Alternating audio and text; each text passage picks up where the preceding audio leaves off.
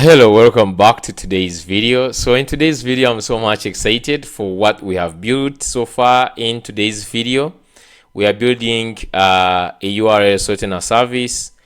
The most exciting part of this project is we're using Golang at an enterprise level. We are using Golang framework, Gene.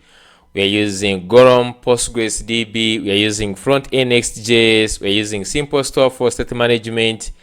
This tech stack is fire, guys, and this, as we are going to explain, this is level 1, and we're going to push this to so many levels, whereby in the second level we're going to use Docker, in level 3 we're going to use look at microservices. But in this first level, in today's video, we are looking at building a URL Shortener using Frontend Next.js and Golang Backend, and using all these pieces together. In the previous videos, we looked at using SQLite. In today's video, we are not only using Golang framework, but we are also using all the standard libraries like Golang for ORM and doing all this. Let me go into the demo, guys. I'm not going to delay. I'm going to go into the demo.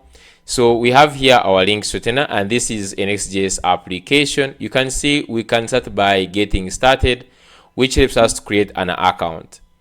So I'm just going to create an account, which is actually authentication. So I'm just going to use other names. Just going to use here Chitamirike Moses as user, and then just going to use email, which is going to be Chitamirike Fred. Let me just copy the email. Okay, and then you can also just like add in this password. I'm just going to add in this. So you can just go ahead and sign up, and you can see that the account has been created. And if you check on the side of the server side, you will see that actually we have hit the endpoint. That is why we hit the endpoint of create somewhere. We're just going to confirm just by looking at the database. I'm just going to go to users, and we can look at this user. Yeah, so you can see we have the user Chitamirike Moses has been created, and the session has also been created. So if you just go back right now, this person has no link, as you can see, no links yet. So you can just go ahead and create a link. You see that you have this Chitamirike Moses and this, and we can just go ahead and create our first link. Just maybe create on this one. So we have this. I'm just going to go ahead and create this. Maybe I'm just going to put for jb.thishub.com. maybe I add also w here. So I'm just going to go short link. I'm just going to generate this, and I'm just going to go ahead and create the link. And this link has been created, and you can see it has been also fetched as you create more links here. So this, if I check in database for links, you said we have another new link that we have just created for jb.thishub, and this for a particular user. You can see the shortcode, and you can also see that we have the user ID. Where is the user ID? This is the we're in the links. Yeah, so you can see the user ID is 16. This is the user 16. And we can just get all the links. So this sounds like very easy. Like you can also log out, and then you can go ahead and log in. Okay, so we have the authentication, and we're using actually authorization while we look at the bearer token. You can look at this. We have all these protected endpoint using the bearer token. You're going to see that we have this bearer token, and we are really doing a lot of work, dude. Like, this is one of the advanced tutorials that I've done so far, like on Golang. Like we look at setting up the cross-origin resource sharing, like the cause settings. We look at how to create the the middleware. So we have the one for cause, we have the one require auth. We look at the JWT authentication, how to generate these token strings and how to decode them and check for their validity, checking claims and all that. And then you can see that we are checking when you don't have this authorization header, we just actually return unauthorized. And when you authorize it, if you go to, for example, link controller, you see that we actually in create link, we first actually check if this user exists. If you look at this, we actually go ahead and create the user based on I want to just go to this second one where we have like get links. So getting links, we get the links for this specific user. As you can see here, we get the user ID. Okay, and then we query for that user ID to get the links specific for this particular user. So we really looked at that, and then this has also roles. I didn't want to go into nitty-gritty of like creating a really huge application, because the most important part was actually learning the authentication, how to do JWT authentication, and how also to do perform CRUD and protection of routes both at the backend level. And that is what we did, and we finally came up with this app. So this was really good, and if you're interested, let's dive in and get started.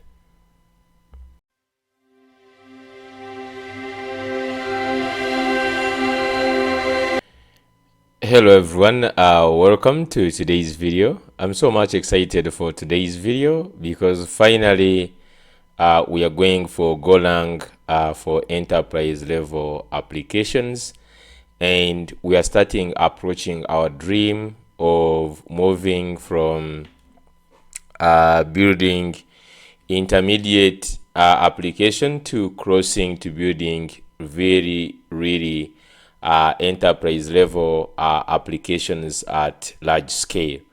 So this marks our journey. We have been so many videos now about Golang, and I promised you that we're not going to do only simple applications. We are going to build big applications, of which I haven't seen anyone doing on Golang, specifically on YouTube, but I'm just going to really try my level best to do big application that will just make you to learn all these concepts that are actually challenging. I'm just going to try my level best to break them down. So today we are going to build our first enterprise level application by building a URL Shortener service. The application itself is not that big, but what is most interesting is the tech stack we're going to use in this application. So on the front end, we're going to use Next.js and Simple Store for state management. I'm going to talk about Simple Store in a second in more details. I'm very sure you have never heard of this, or this is maybe your second time to hear this, or you haven't used it in any project. I'm going to talk about the Simple Store. And for the backend, we're going to use, of course, Golang, and we are going to use the Gene framework with Gorom, ORM, and Postgres database. Now, this is going to be the first level of building this enterprise level. In the second level, so this is going to be our first level, and I want you to mark this video. So this one I'm just going to call it like level 1. Okay. So this is going to be level 1. Let me make it red.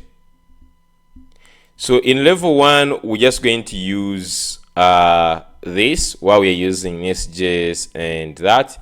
So in level 2, okay, in level 2 is where we are going to go ahead and use the same thing, okay, but then here we're just going to add Docker. So we are just going to add Docker. So in level 2, we build the same thing, this and this, and then we're also going to use Docker. And in level 3, so here we're just like only changing the way how we are deploying. We're going to be deploying using Docker. And what is going to be the level 3? Okay, so in level 3, we're going to add in make it more interesting. Okay, so this is where we're just going to add in the gRPC stroke, also the we're just going to add in the stroke, I think, microservices. So I want you guys to be patient, because there is no way we can reach all these levels when you're not really patient and following, because each step has its own complexity. And I want you to be patient, because in even level 0, before we reach the level 1, we're doing using SQL. So you can look at the previous videos if you just go on YouTube. By the way, if you haven't subscribed, please go ahead and hit the subscribe button so that you don't lose out. So if I just go here and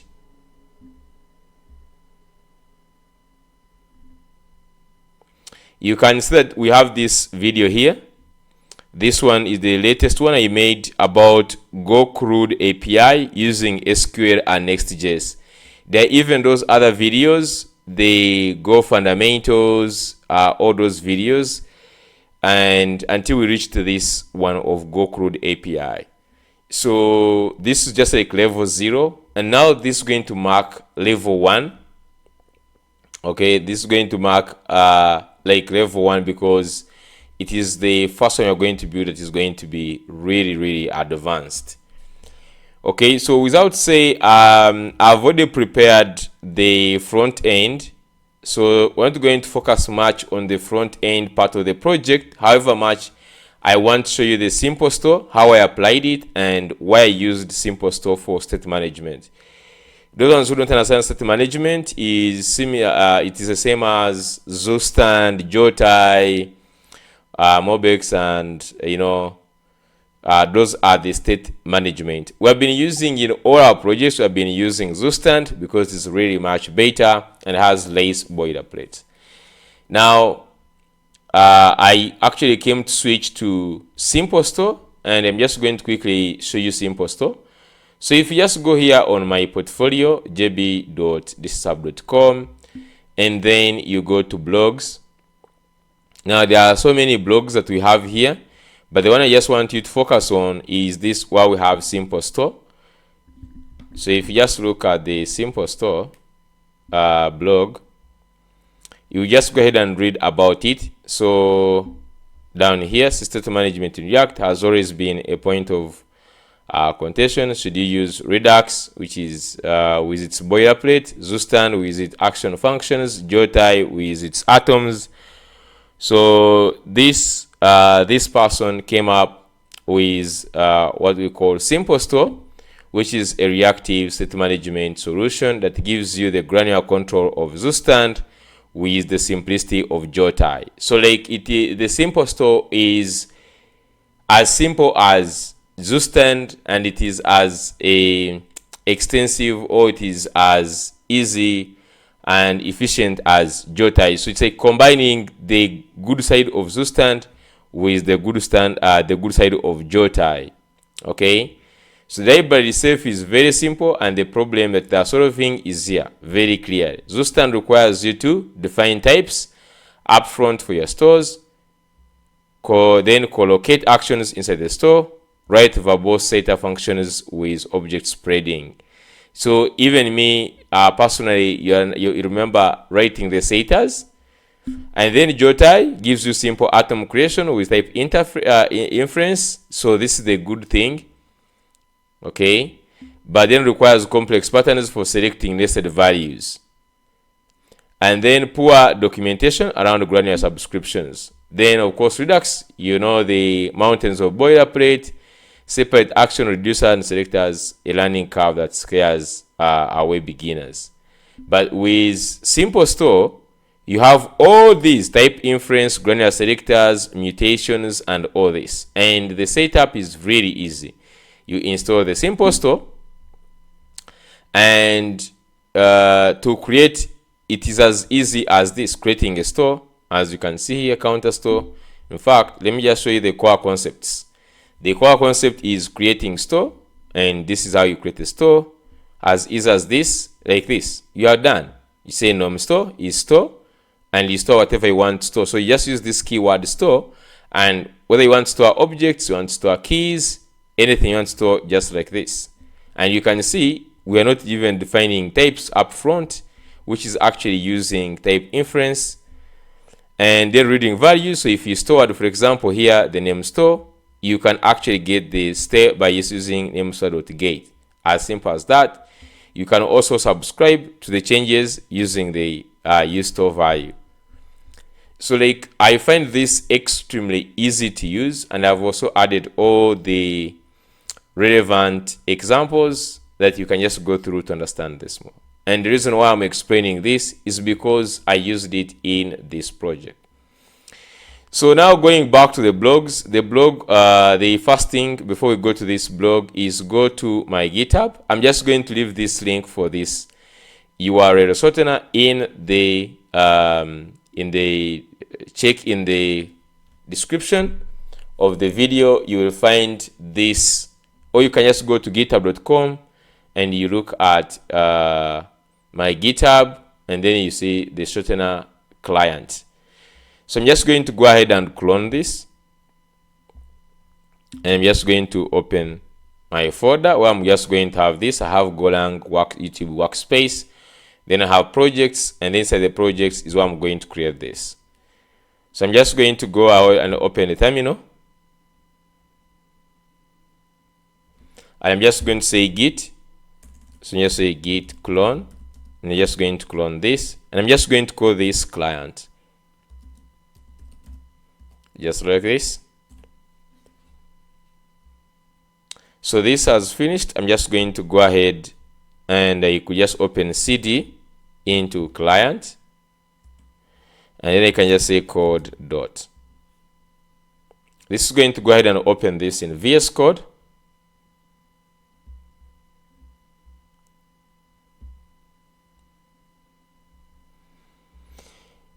Okay, and I'm just going to go ahead and on the terminal, let's start by npm install, as we just like doing other things.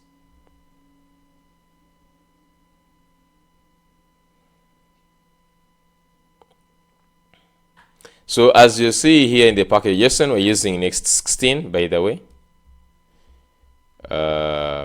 If you check down here, we're using Next.js 16. That is, if I can find where it is. So you can see I'm using Next.js 16. So let me just walk you through the app. The app is really simple. We have our landing page, which is on the home page here. Then we have the dashboard page, which has the list of links. I'm just going to run this right now, npm dev. And then we have also a form for creating a new link. As simple as that. We have the form for creating the new link. So basically, let me just scroll down. Let me just go here and write about the project. Maybe I just switch back to black. So we have the right now we have the home page. Okay, the home page. This is just like the landing page. Then we have the dashboard, which is displaying list of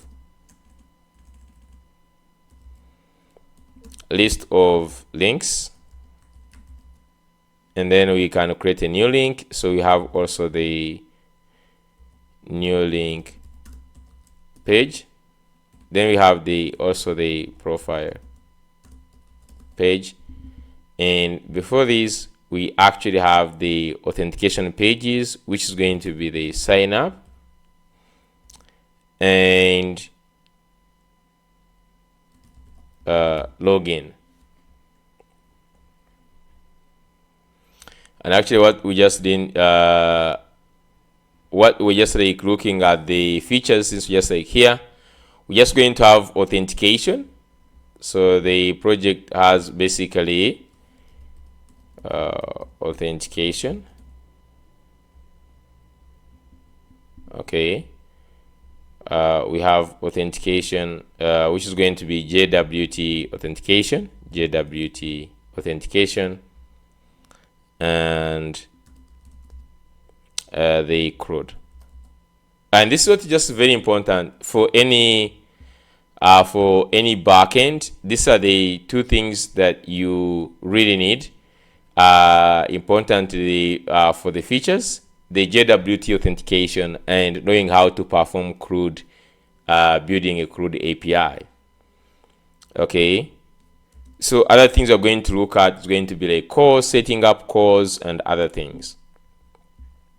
So basically this is our app, and if I just go back here and I just go to localhost 3000,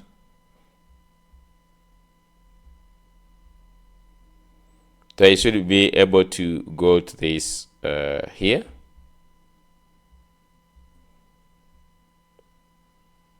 Okay, so you can see I have a very simple landing page. You can just modify it the way you want. But the most important page is that we have this home page. Then we have sign up and login. So if I just go to sign in, this is going to compile the sign in page. If you just go to create account, this goes to create account page, which have the first name, last name, and this. And lastly, if you just create an account, let's try to create like an account. This is going to use simple store to save these details. Okay, so you can see we are on the dashboard, and you can see I have the links, the shortened one and the original one. And then you have the create link. If I click on this create link, it's going to bring this dashboard new, and then you can just go ahead and create, let's generate the code and let's say create. Yeah, so this is not working in any way, just I added the dummy data. There is nothing that is using any database. This user is persisted using the simple store. So let me just walk you through the code to bit. This shouldn't be really hard for you. Let me just go back to the home page. So the home page is a normal, this is a normal tailwind. I'm not going to move so much about this home page. The most important page is actually the auth pages. We have the sign up. So if you just go to the sign up, you have the schema, the sign up schema, which has the first name, last name, email, and password. So we just have these, submit them. So the most important function is on submit. We get the sign up values, email, password, first name, last name. We construct the full name because on the backend, just going to have it simple. While we have the name, we have the password plus the email. Okay, so we send this on the sign up. So you can see await sign up. So this await sign up is this function here, export async, and you can see this is in auth. The reason why it is in the auth is this is what we're going to be keeping. After a person signs up, we save this in the store. You can see here we update them in the store. So we have the email, password, and name, and then using these we send them to the API. So you can see here we have await auth API.signup, and this sign up so takes in the email, password, and the name that we got from the front end, and to return back the user and the token so that we can just go ahead and save them in the store. So we can just go ahead and go to this Auth API, and in the Auth API you can see we have all our APIs. For the Auth we have we're going to add in more, but these are basically the ones we want right now.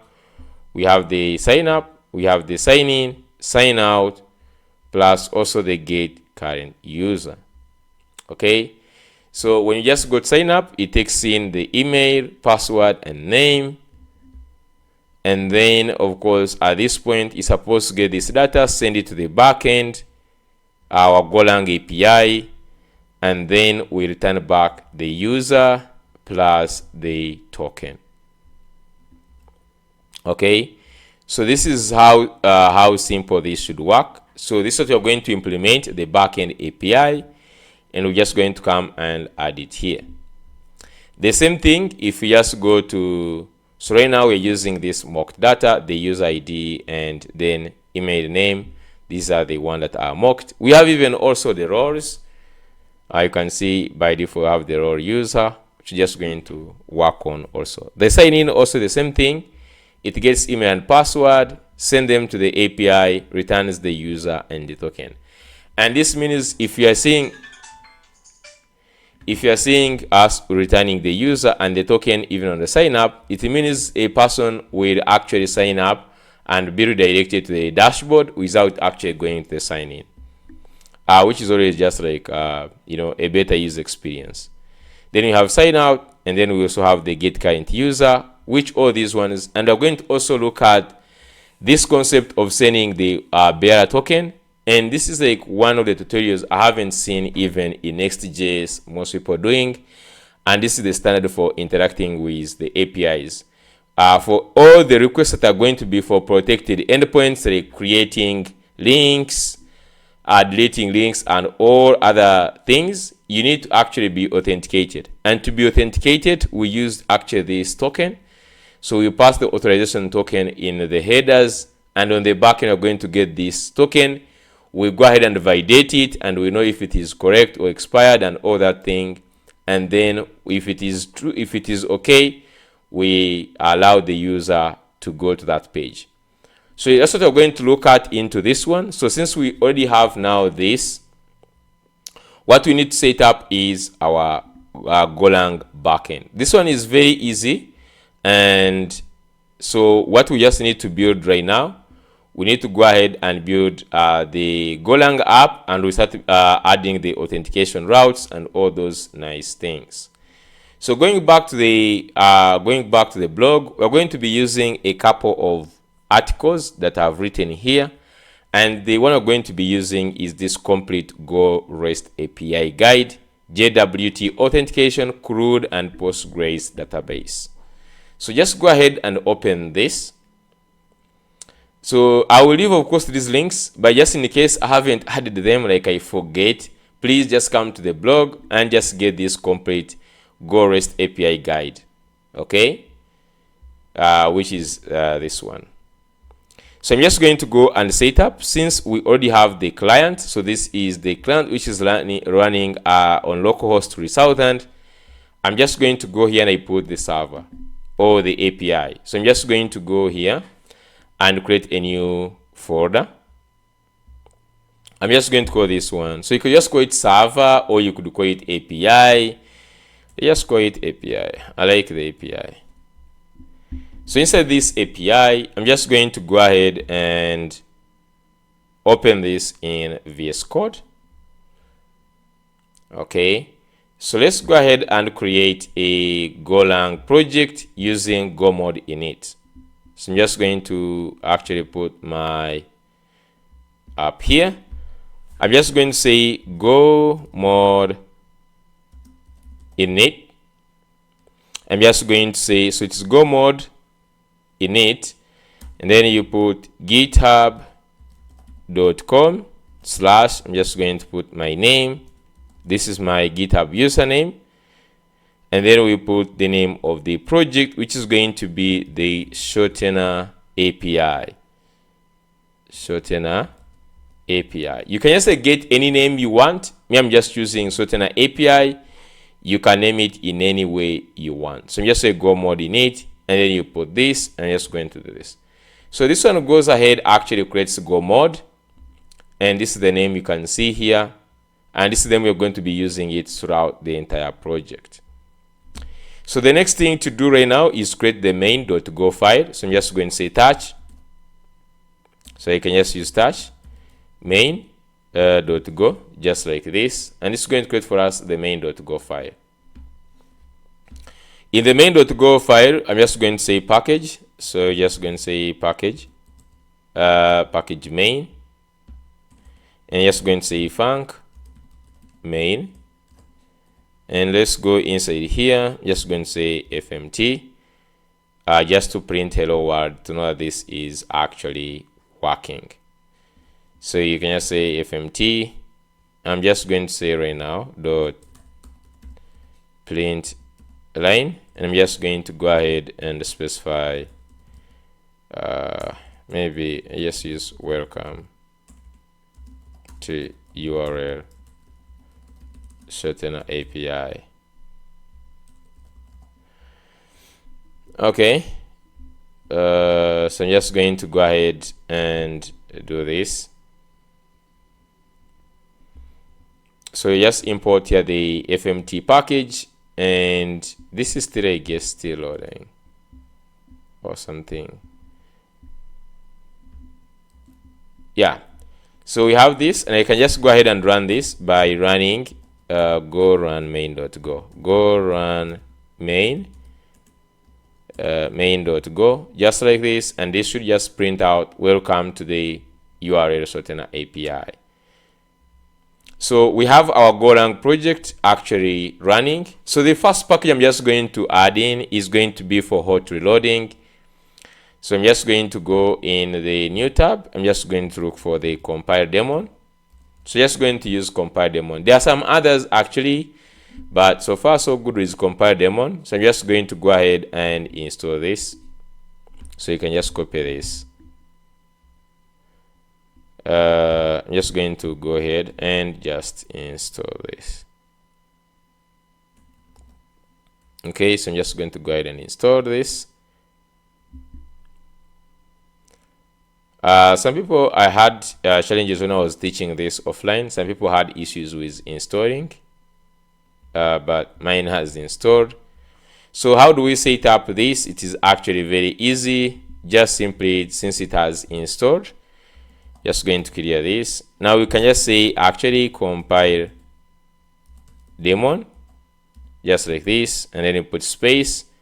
So there's space dash command equals, and then here you specify the name of the project. And I did this intentionally because people are confusing the name of the folder and the name of the project. Guys, the name of the project is what you specified in the Go mod. So you can see the name of the folder here is API, but actually the name of the project is Shortener API. So what you use here is actually Shortener API, just like this.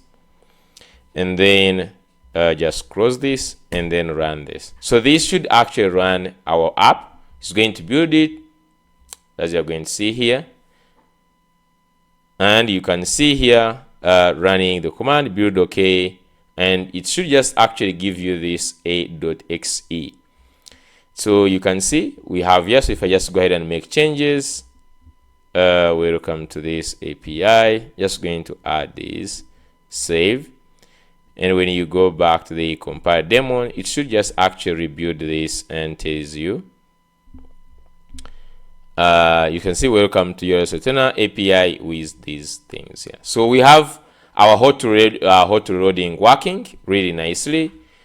So you can also just go ahead and create the notes. I always just tell people here, as you're just going around, just write notes.md, and then here you can actually write your own notes.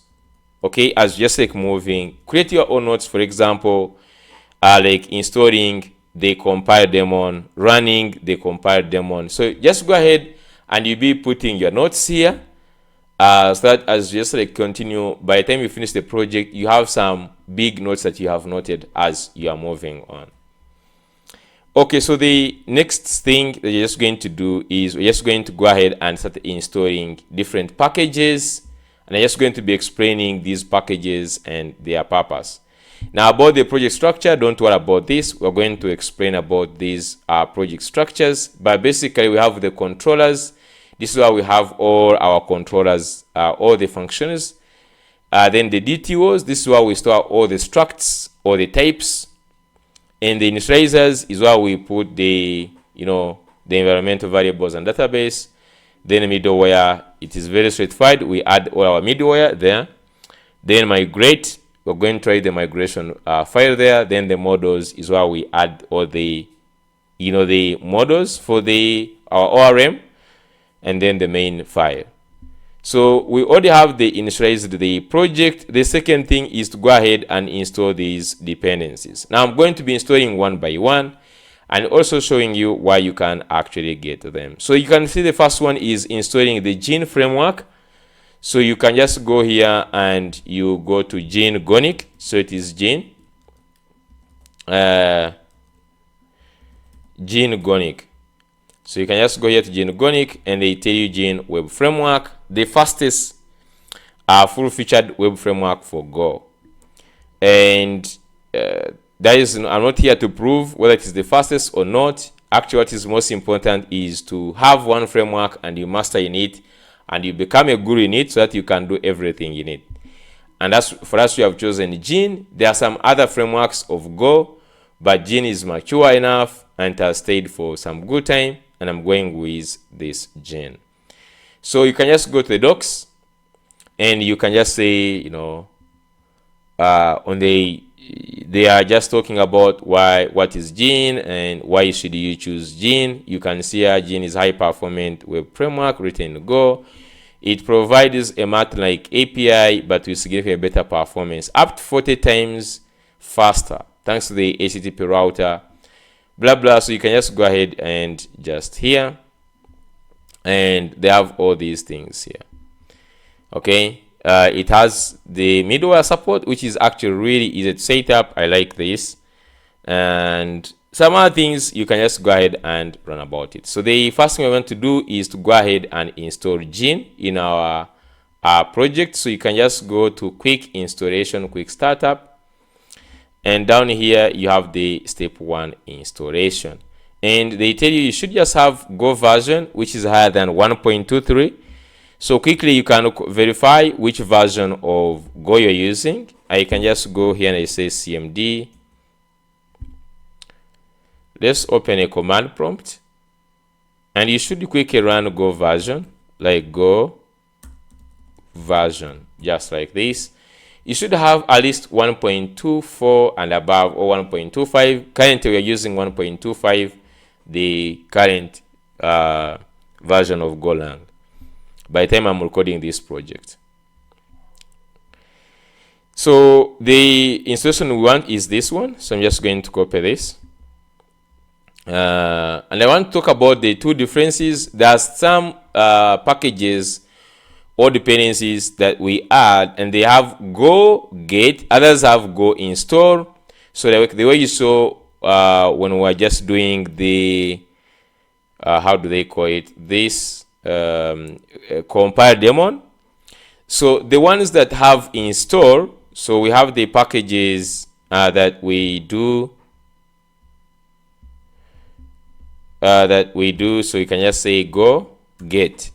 So this one is going to be used in code, and for Go install, these ones, they will be used on the command line. Let's say CLI. So if you want to run something on the CLI, you can actually go ahead and install it, and also use Go get. So Go get is you're going to use it inside the code, and Go install, you're going to use it as a CLI, and that's why the compile daemon we did install, because we are running it on the CLI. Okay, so let's go ahead and install this.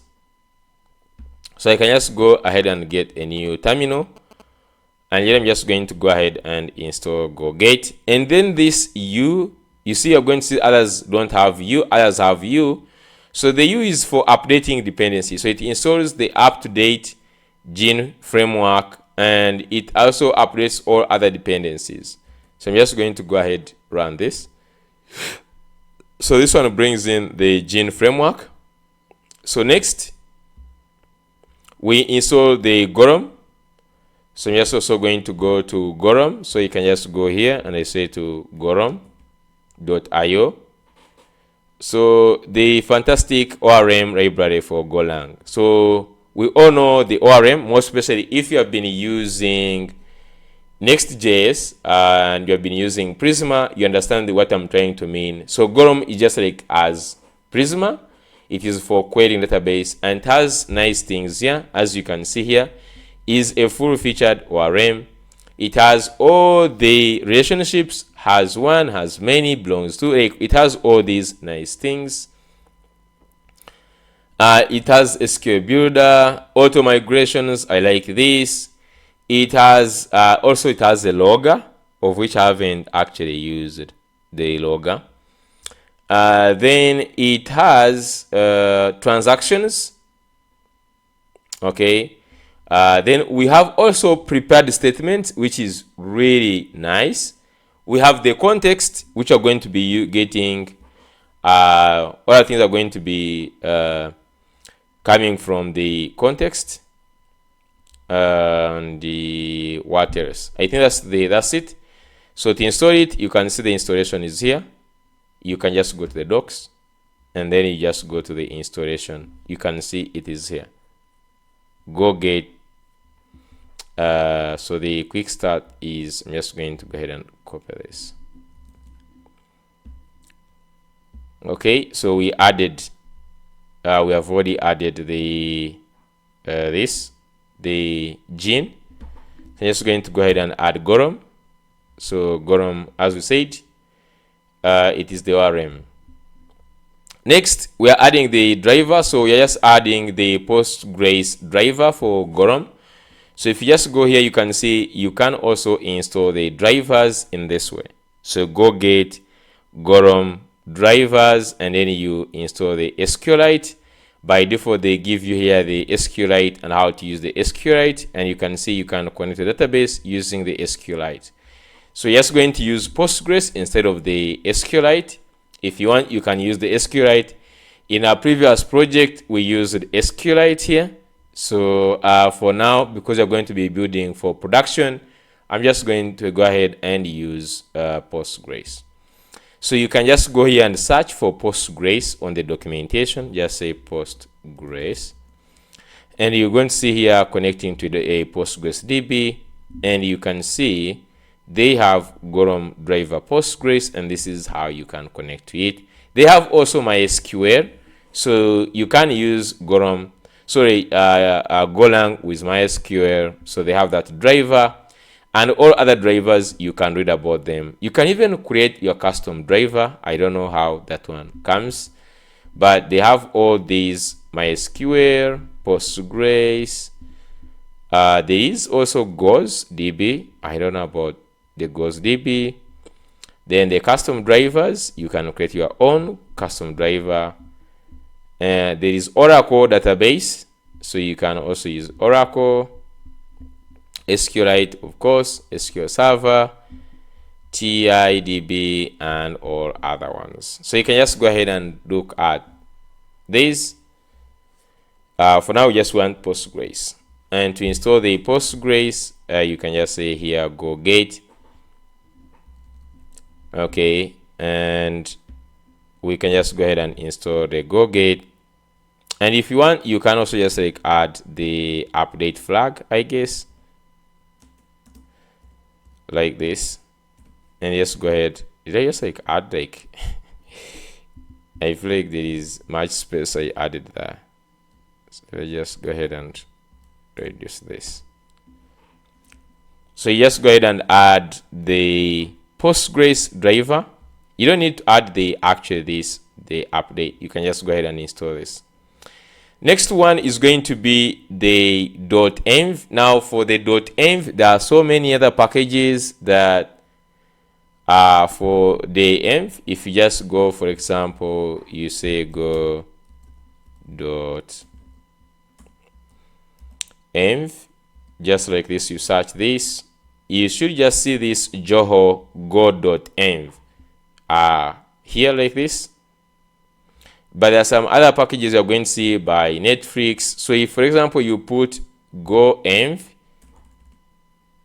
like this, you see other things like the ones from different places. So just be careful to search go.env just like this, and you're just going to see this is the one you're going to use. Okay, so you can just go ahead and also install this, copy this, and let's go ahead and install it. Okay, so this is for reading environmental variables, and which is going to be the environmental variables while we save like our database credentials, and then we read them in the app and like the port. Then next, you're going to use JWT. So you all know that the logic for authentication comes along for JWT. JWT helps us to generate the tokens and validating tokens and all those things. So together with bcrypt for hashing the password. So I'm just going to go ahead and install the JWT. And then also, so install bcrypt. So bcrypt is basically for hashing the password, and also for comparing the password if the password has been entered is the same as the saved password. Lastly, we're going to see this with this gene contrib cause. This package helps us to configure the cause, okay, the cross origin resource what? Yesterday I asked my team cause in full and some people are struggling. So it is cross origin resource sharing. Okay. Basically this technology, this allows you to, most of the backends, they will block all the origins. Origin we mean like the incoming domains. They will be all blocked until you specify which ones should be allowed in your backend. So we need that package to be able to configure the cause in our application, more especially if you're going to use a front end anywhere. Okay, so we have all the packages installed. So the next thing right now is to set up actually the environmental variables. So if you just go here, you can see that is to create the environmental variables. And now we could actually use one variable for this, like a database URL. But I chose this because when we move to Docker, this is going to be a breeze because we already have the environmental variables set like this. So it's going to be very easy for us to adopt to this. Okay, otherwise you could actually create only one environmental variable, which is database URL, because all these ones are going to be used to create a database URL. So you could actually put a database URL, get from Neon, add it there, and that's it. But I'm putting this one because when we go to Docker going to be running Postgres on localhost in the Docker, and to give us all these credentials, and we'll use these credentials to create a connection. So copy this and let's go to our project. Outside here, I'm just going to create a new file. I'm just going to call it .env, and inside I'm just going to paste in all this. So what we need is to fill in all this. Let me start with the easy one, which is the secret key. Let's generate the secret key using the open SSL, and then it's a rand minus base 64 and then 32. This will generate for us a random string. Copy this and let's add it to our secret key here. So this is going to be used for JWT. So just put the secret. Now the port, this is the port that you're going to use for running our Golang. And now let's feed in these credentials. So just going to use Neon for Neon Postgres. You can use even from Vercel, all those places where you can get your database. For simplicity right now, so that's why I said in the future, in the future, we're going to move back to we're going to move back to using Postgres from our Docker, but right now we're just going to use this one. Very easy to avoid complexities at the beginning. I'm just going to say here URL Shortener YT. I'm just going to start with YT for YouTube because I already have another one. I'm just going to choose Frankfurt. I'm just going to go ahead and create. And now the most important thing we just need is connect. Okay, so you can just go ahead and create a new database. I'm just going to name this one. Let me just name this one as URL Shortener DB, like this. You can also change the owner, but this, I think you can't change this one. And then you just go ahead and create this, and they will set it as the default in the database here. And you have all this. Then go to the connection string and just click on parameters only. Let's copy all these. Control C. In fact, just copy the snippet here. Go back and let's go to our app. And just going to paste this down here so that I can just copy from there. So you have the host. Copy the host. Just going to cut this. Bring here where we have localhost, changes to this. Where we have database, I'm just going to cut our database, and we have Postgres DB, and just cut this. Then we have Postgres port, you can leave that one. Then PG user, which is the Postgres user, cut this, and go to where we have the user, and put this neon owner. And then we have the password. I'm just going to fill in my env here. So just go ahead and add this. And I think now we have this SSL mode, which I'm just going to add one more key here, which is going to be the SSL mode. So Postgres SSL mode, just like this. And I'm just going to go ahead and cut this, and you make it require. Like that. I don't know if it should just like be like this. Okay, Postgres SSL mode. And just go ahead and remove this, or just going to comment them. So I have all my environmental variables filled in very nicely. So the next thing, I'm just going to create a folder for initializers. So we just need to go ahead and be able to read these variables. So just going to say initializers, like this. And in the first one, we're just going to create the first file. It's going to be load env variables.go, just like this. Just going to say package initializers, and just going to have func, and it's going to be load environment variables, or load env variables, just like this.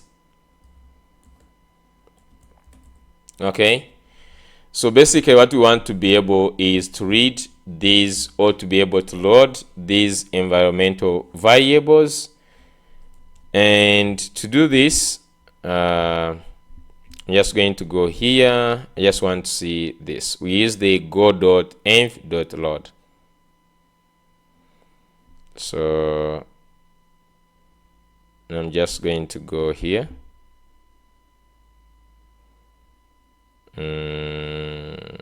Okay.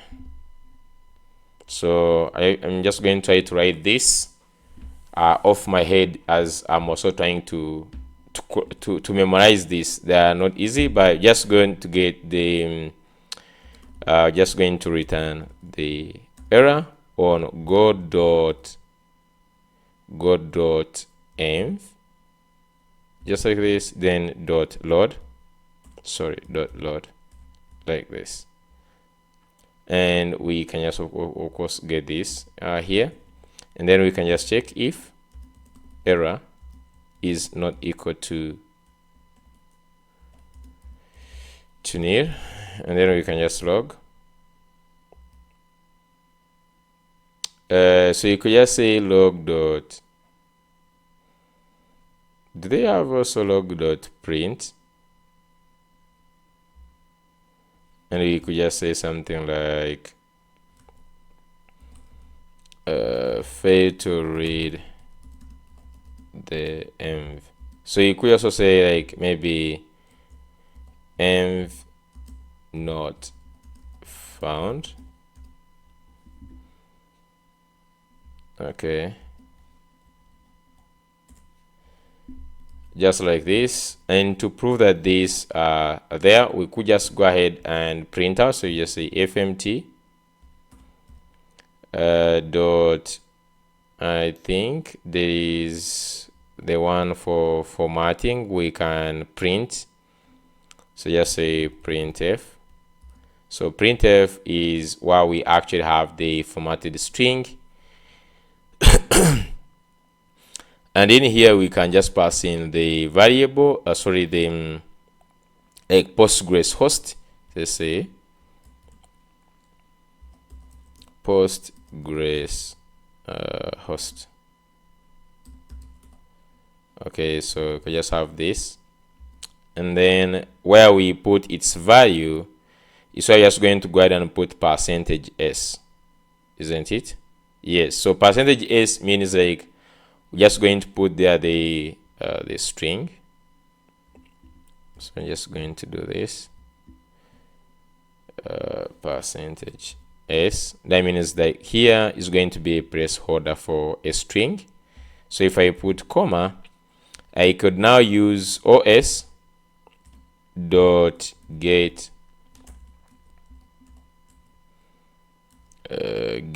env, just like this, and then you pass in the env you want to get. In this case, I'm just going to say so just go here in the env and just get this Postgres host. Okay, make sure this is not single quote, this is double quotes, like this. So if everything is good, then we can just go ahead now bring this in the main. So in the main, you can also write the func. Let's write func init. And func init is a function, also runs on its own. You don't need to call this. And then we can just say initializers dot load environment variables, like this. So this should just go ahead and print out the host. If you just go back to the compile daemon, yeah, so you can see the Postgres host has been printed. It means now we are able to actually read all our environmental variables. So the second one is now to create actually database connection. So I'm just going to say database dot go, just like this, and just going to say package, and it's going to be package initializers, and just going to write a func of connect to db, just like this. Okay, so here inside we're just going to first create two variables, and the first is going to be var db, and it's going to be of type I think it's supposed to be gorom gorom.db, just like this. Okay, this is going to be the type of this db. Okay,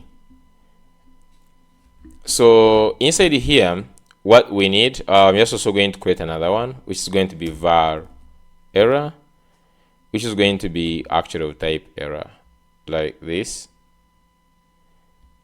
And now here we're just going to have two things. We can have the db comma error, which is going to be actually equal to, so just going to try to connect to the Postgres database, of which I haven't gotten in my head, guys.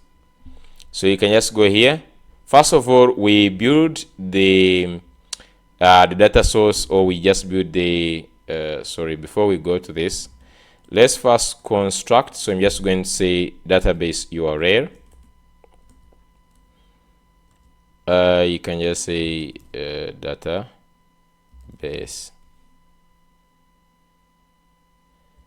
URL. So I can just use this. Is going to be equal to, so you can just use this, and this is why you just go ahead and create fmt.printf. We just go ahead and create this. Now we can just also give the default values. You can see here we have getenv, postgres host, and localhost. Down here you have actually this function of getenv, which takes in a key and the default value, and it checks if value is equal to this. If value is empty, then we return actually the value. If it's not equal to empty, we return value. Otherwise, we return the default value. So like what this means is that if it tries to connect to the other one and it is not there, then it could just actually use this one. I don't know how you guys look at that, but this is actually good when you're using like Docker, okay, to go back and use the default values. This is just like the maybe the hard way of complicating it or the simple way of doing it. I don't know which one is going to be easy, but I'm just going to give you both. So the first one is we could just do this. So just come here and we add this, and we just need to get this getenv function. So I'm just going to go here and let me create this getenv function here, just like this. So getenv function takes in the key and the default value. If the value is there, it takes the value. If it's not there, it takes the default value. And then I'm just going to first go and comment out this. So you have the database URL equal to this. You can just get the FMT. So we construct using this. So this is just also one way using this getenv. I'm just going to give you another one, which is maybe more easier or to comprehend. So from here, if you don't want to use this, you could actually simplify this. Let me comment one so that you can use any you want. So I could just come here. Now we have the host. We just know this %s is the value of the host user, then this port, like that. And SSL mode, instead of saying disable, we are also going to actually put %s like this, so that we actually also fill it. So instead of using this, we can actually put a value. We know how to get the value. I'm just going to actually cut this. Okay, so here we just use the OS. Okay, so yes, OS dot get env, just like this, and then specify the env, just like that. So for these other ones, I'm just going to be pasting this os.getenv, and let's move this, and then here os.getenv, and just move the password like this, and then here you have the os.env, and then here you pass in the Postgres DB, and then we have the port, and then here just do this. Finally, there is one more, which is actually the Postgres SSL mode.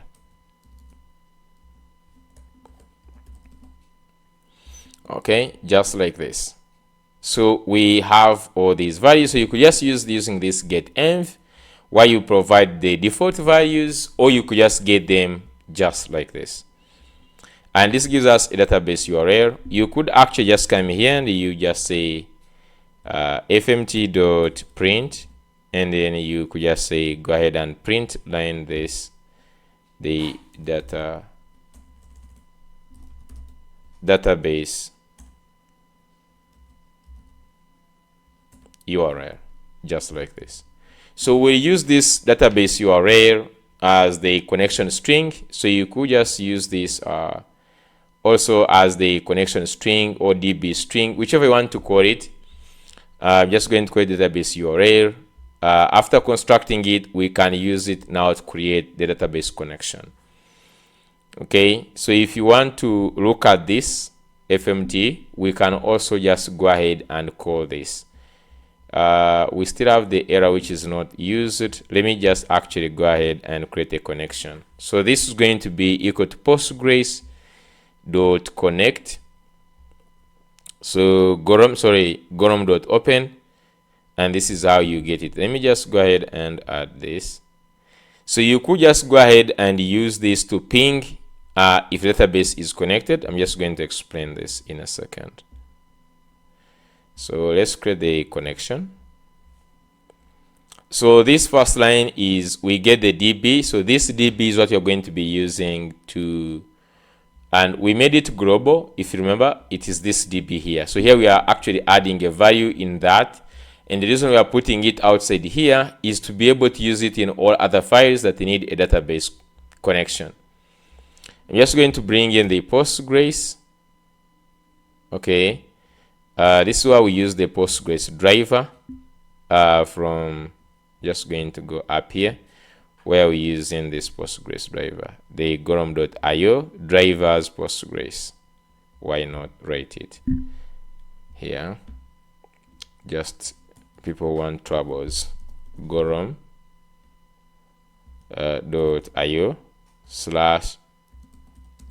/drivers/Postgres. What have I missed? I don't know. gorom.io drivers Postgres. Let me see. It is driver, not drivers. Okay. I think that should be okay. You can see here the saving is going on. So this is going to go ahead and give us our Postgres, and then here we pass actually our database URL. This one is what we pass in here. So if it was SQL, this would be SQL.open, and then you pass in your SQL here. So if we get any error, remember I prepared this error, we failed to connect the DB, and we saw part in the error. Now this part here is actually to create to test the connection. We use db.db. Okay, so this accesses the DB, and now after using this, you have the database that you can actually ping. So you can see we can just say ping. So ping, those who know, even when you just like having a server, you can ping to check if this if the connection or if that endpoint exists. So you're using the ping to test for the connection, and now we can just say successfully connected. So what I want is to go to the main, and let's add this also here. So just going to call Initializers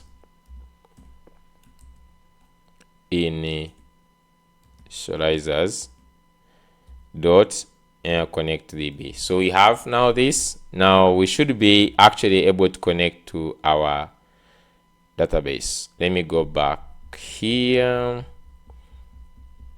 Okay, so we have successfully connected to database. That means that the database, we are actually connected to it.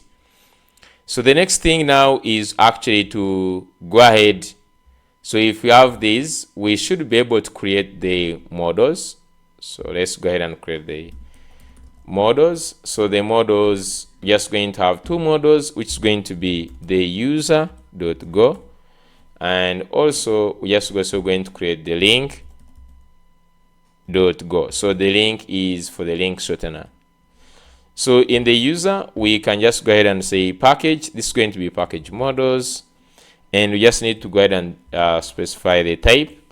Struct, just going to say user, which is going to be a struct, and then here just going to say the first one is going to be gorom.models. So this gorom.model actually adds in 4 things. It adds us for us the ID, which is going to be a primary key, created at, updated at, and the deleted at. For this is for the soft delete. So you can see they say model a basic Golang struct, which includes the following fields: ID, blah blah. It may be embedded into your model. So this one helps us. If you just say type user like this, it helps us actually not need to write those ones.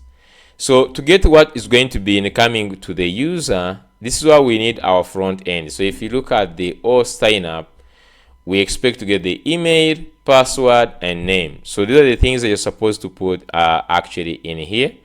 So we have the ID time.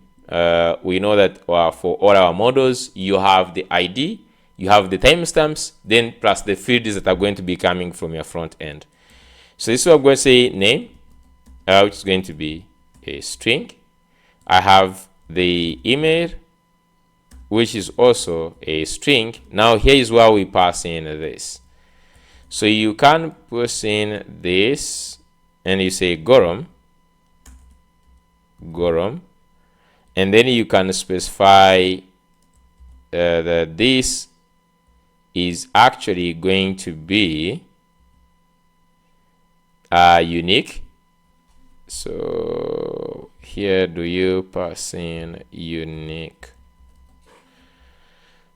Let me just check that in our models, and this is the model user. So you can see for the email we say Gorom unique. That this defines this as a unique key, just like this. Then we have the password, and then we have also the let me just put the password. So we have the password, which is also a string, and finally we have the role. So we just want to add the role, which is going to be a string, and we can also pass in the Gorom thing. Gorom, I'm just going to specify the default value. So you say here default, and the default is going to be user, just like this. And I can pass another one, not nar, just like that. Let me check actually how it is written. So you have default, and then you have not nar. So that means the user cannot be nar. I don't know if you need this, and we give it a default value. It means if we don't specify anything on the role, it will make the default to be the user. So this is us defining the this. Let's go ahead and define the link. I'm just going to add packages, and then down here just going to have the type, and the type is going to be link, just like this, and then it says struct, and let's define Gorom models. I'm just say here Gorom dot model, and then here we also go to the link create. So if you go back here and go out of the auth API, we have the link API, we have get links, we also have create link, which takes in a token, which has no problem. But importantly, what we need in this, normally the token is going to come in the header, so the data itself is these two only ones, the original URL and the custom code. So all others, they'll be created on the backend. If you look at the type for this, I think in somewhere types, I think they are up here. So if you look at the interface, we have the ID, which is going to be auto-generated. So you have the short code and the original URL. Now we have the clicks. Now the clicks are not necessarily going to be coming from this. They'll be, I'll be counting them. Then you have created at, user ID, and all these other ones.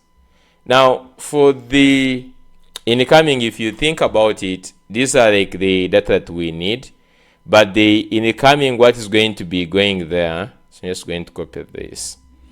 What's going to be incoming when you're creating a link? You only need the original URL and the custom code. All other data that is going to be there is going to be actually created from there. For now, let me just go here and first add these here so that we can just use them for looking for it. So we know the ID, so we know that the ID, which is not a string actually, plus created at have been actually already worked on. So what we need to add are these ones. And if you say user ID, it means this is a relationship, right? This is a one-to-many. One user has many links, so that's a relationship. We are going to look at that in a second, how to do it. So let me start with the short code. So I just say here short code. Let me see here. So short code is going to be a string, and we could just say this has to be unique. Okay, so you can say Gorom. Gorom what? Gorom, and then here we specify that this is actually unique. Down here, just going to add other things like the original URL, which is a string actually. Then we have the clicks, which is going to be int.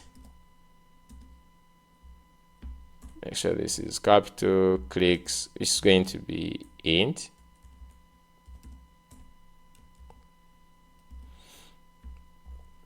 And then we have user ID, which is going to be, now this has to be taken into consideration. Let me first leave it out.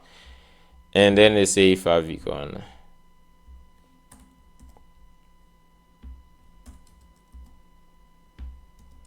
Which is going to be a string.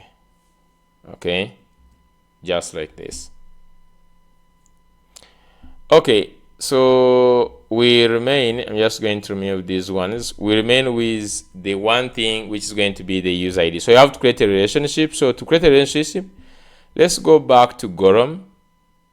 So I'm just going to go here where we have the Gorom, and you should just like search for these relationships. So if you search for relationship like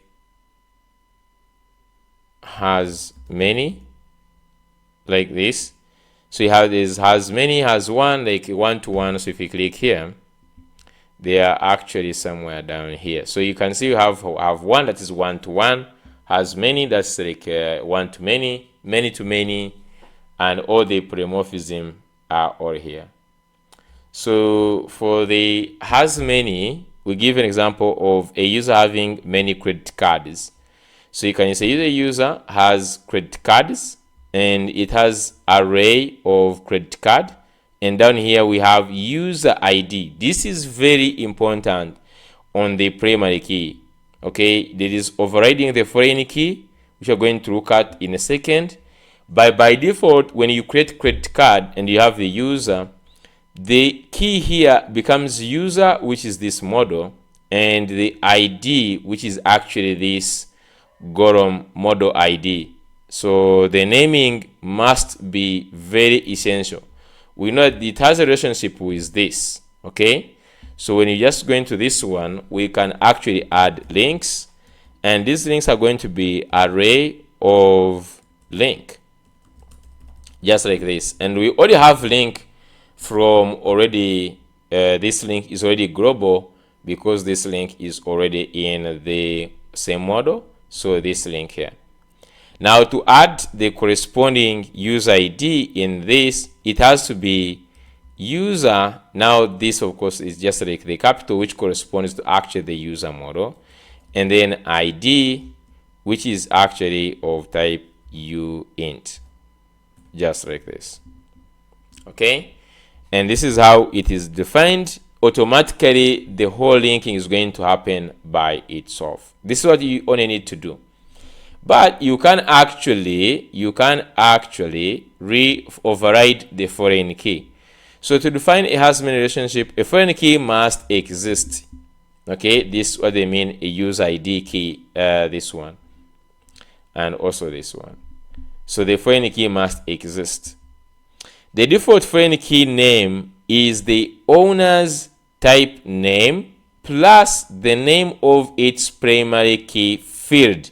So that's why you said user and ID. The user is the model and the ID is the name of the key, of the foreign key of the user model.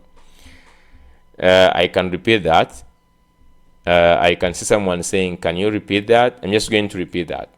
This user key here, this is very important. The naming is very important. The first one, the user, is the name of the model, which is the user. And ID, when you look at this, this is the ID we are talking about. It is in capital ID. And that's why we also put ID. Would have put this. This is different. It has to be the capital D. But you can overwrite that by actually creating yours. You can say user ref to be the foreign key. You have to go ahead and actually talk about that in this, that in the credit card model, the foreign key that references this user is actually user ref, not the user ID. If it is a user ID, then you don't need to do that. Okay, so this is how you define. If you look at if you look at others, like a one-to-one, very easy. They use like a user has one credit card. You said you have to specify a credit card, and then you also have the user ID. You can do the same thing over the foreign key, and then you also has a many-to-many.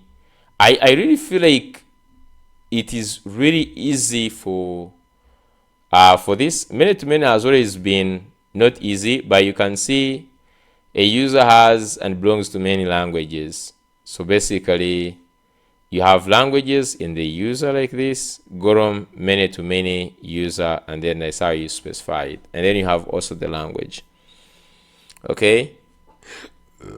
So the documentation looks really neat in some of these things. So I think that's enough for defining our models. So we have the added also the relationship of one-to-many.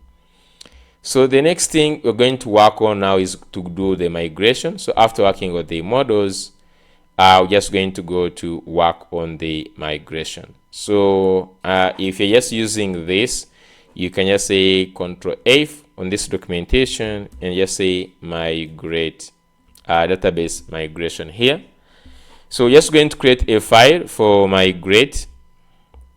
I'm just going to go here, create a new folder. I'm just going to call it migrate.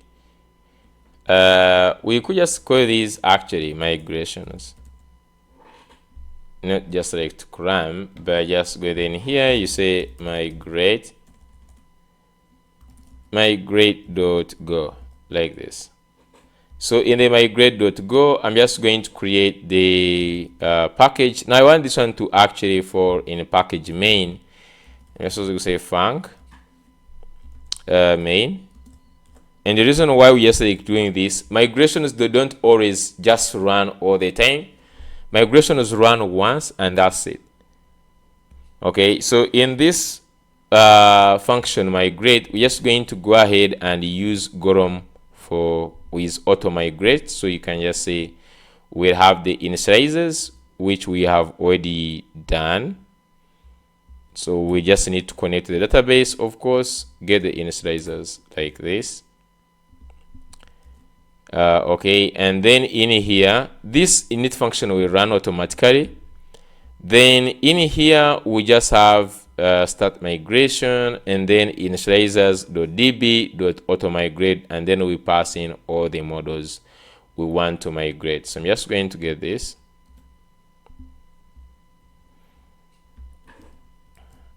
Okay, so this is log to say that we are starting database migration. Initializers.db.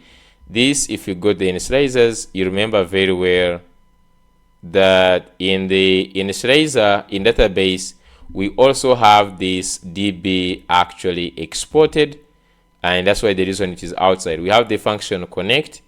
We also have this db also and that's why we are able to access it in the migration using this initializer.db. And then here the models, we're just going to go ahead and get the models. And we have the model. The first one is the user. Another one is actually the link. So we don't have these. So you can add as many models as you want down there. So if this runs, it's going to get back the error. If it exists, we fail to migrate. And if it doesn't exist, migrations will be successful. So let's go ahead and run these migrations. I'm just going to go to the second terminal, clear. I'm just going to say go run. So go run. I'm just going to say migrations. So migrations is this name of this folder, migrations, and then slash migrate.go. So we just want to run this migrate.go. That's why it has the function main to run on its own. So if it goes successful, it should just give us a message of yeah.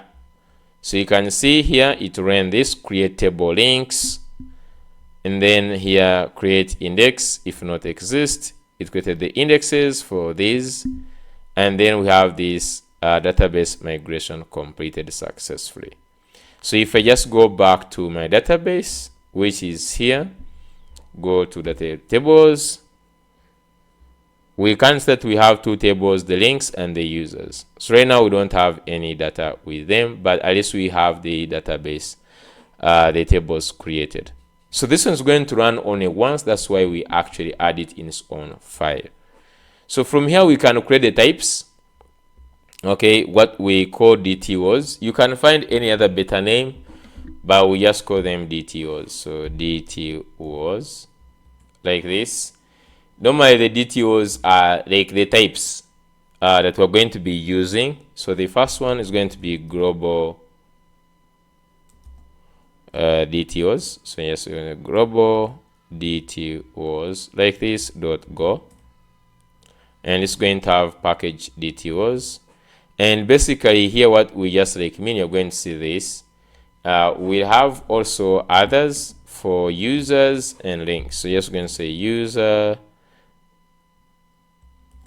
DTOs .go, and then finally we are just going to have link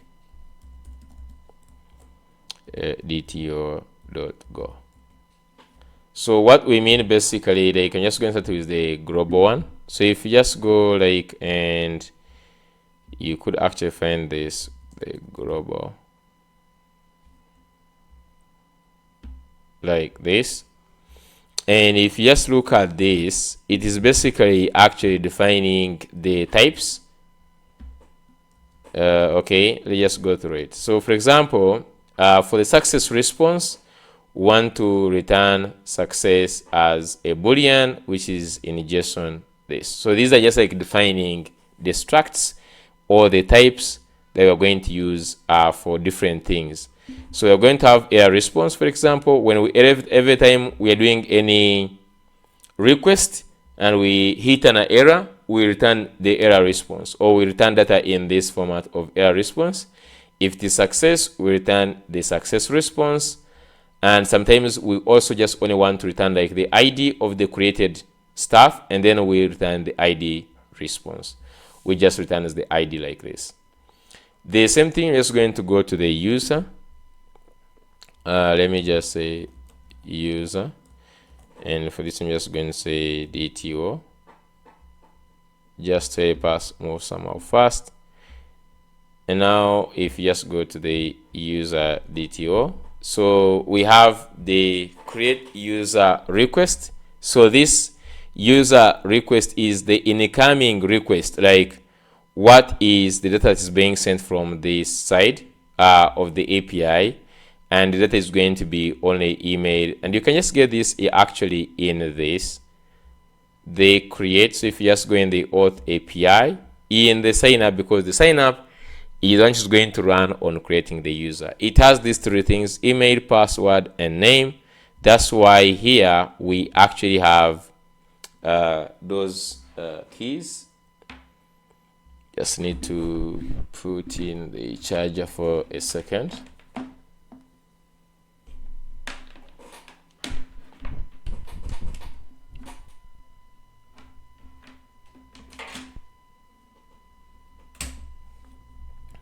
So I was saying that this sign up is actually the one which is telling us what is incoming, email, password, and name. So if you just go here and create user request, this is the incoming request, the user request, or like the request is coming is going to be email, password, and the name. You can also go ahead and add also the bindings, which are just like validations on these ones. The second one we need is the login user request. So if the person is actually logging in, the request will have the email and password, and these are going to be very, very fundamental. Then for the login response, you can see we're just going to have this. We'll add in more things, but this is going to be responding from when a person logs in, we're going to be able to return this. Did I put these ones in the link? Let me cut these and put them in the user, not the link. So these are for the user. Let's basically add also for this. So this one, we also just want create link request. Just like this, create link request. And in the create link request, you can see what is going to be actually coming. So if you just go here, you will see that whatever is going to be coming here in the create link is going to be the original URL and the custom code. Or for us to call it short code. So you just go ahead and just go ahead. And you can see this is actually not required, because I think we're going to be checking on the backend if this actually exists. If it doesn't exist, we generate ours, and if it is there, then so it doesn't matter, you can just leave it. That's why we are saying it is optional if you want to generate it or if you don't want to generate it, and then you leave it. I think if you go to dab, do you generate, or it is also optional? So if I just say to dab.co and you go ahead and let's sign in actually. So if I just go ahead and sign in, and then I just try to create a link, so you can see that they ask you only for the destination URL, and the short code is also generated here at this point, and you can actually regenerate the random key, but they have this one generated. So yeah, we can just send it from for simplicity from the front end. So we have this request, which is going to be comprised of two things according to the front end, because this is what we're going to be running. You're going to see we are sending the original URL and the custom code.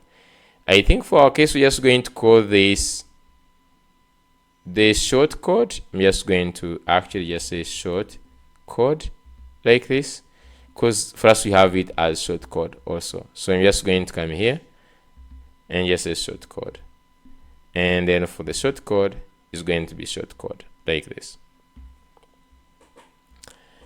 Okay, so we have the these two things. Let me just go here. We'll work with those ones. So we're just going to have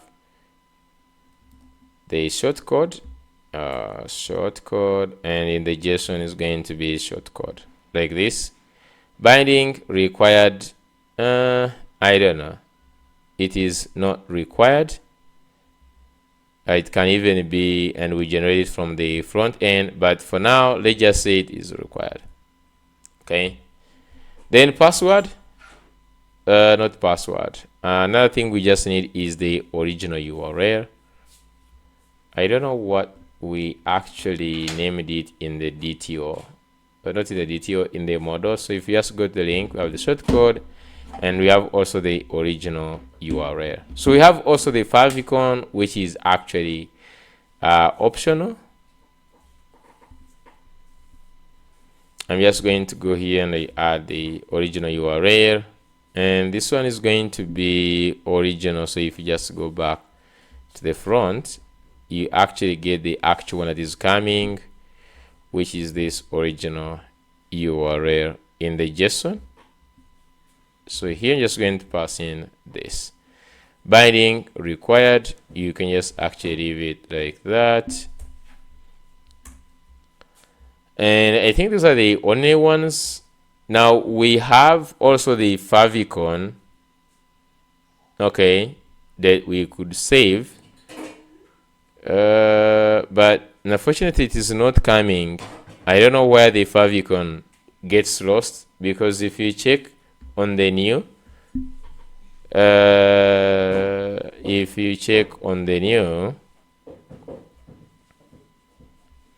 we have filtered. I just want to see, yeah, no, not this one. I just mean on the new. So on the new, you can see how the submit, it checks this, and then it gets a new URL. So you can see the new link, it passes in the token, original, and custom. So basically, don't have a way we are capturing the favicon, so we can just leave it as null. So we're just going to leave it in the incoming. So just like only plan to receive only these two.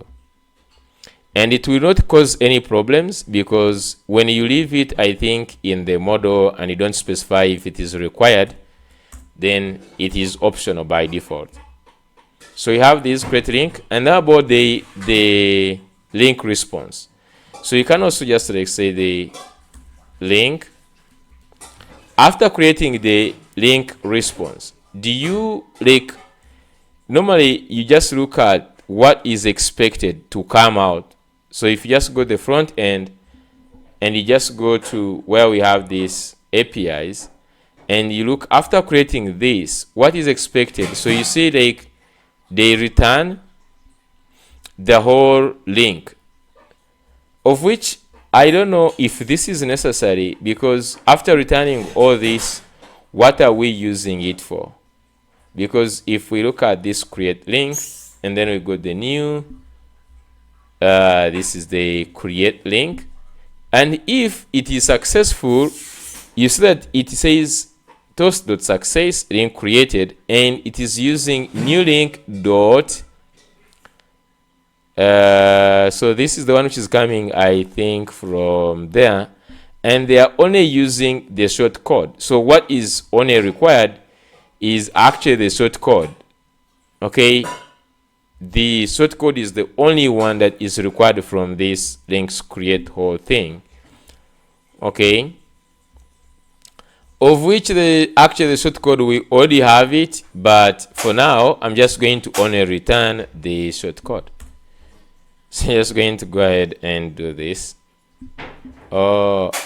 Just because here they are already having not get links, I mean something else.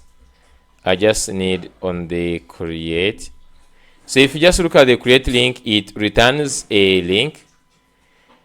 I don't know, I may just actually just say that the whatever is going to be returned here, instead of just saying it's going to be this link, I could have just a response of only the, just to show you, we can just say link the short code, or the, maybe just say link response also,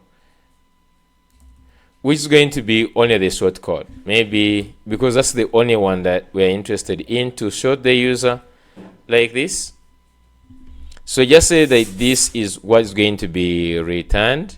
So if I just go back to create link, is what I'm just going to specify in here like this. And then when you're returning, you don't need to return all this, you actually return only the short code like this. Okay, and this is the short code is what we are returning, and therefore this side of this, if you're just talking about the response, the link, what is it? So we have the create link request, then link response, not request, response is going to be only the short code. So this is what's going to be just like this, the short code. Let me just actually copy this like this. Okay, that's it. Here you can see we just only return this. Actually here we just only return, just we don't need the binding thing. we don't need this login response. So we have the create and also the response.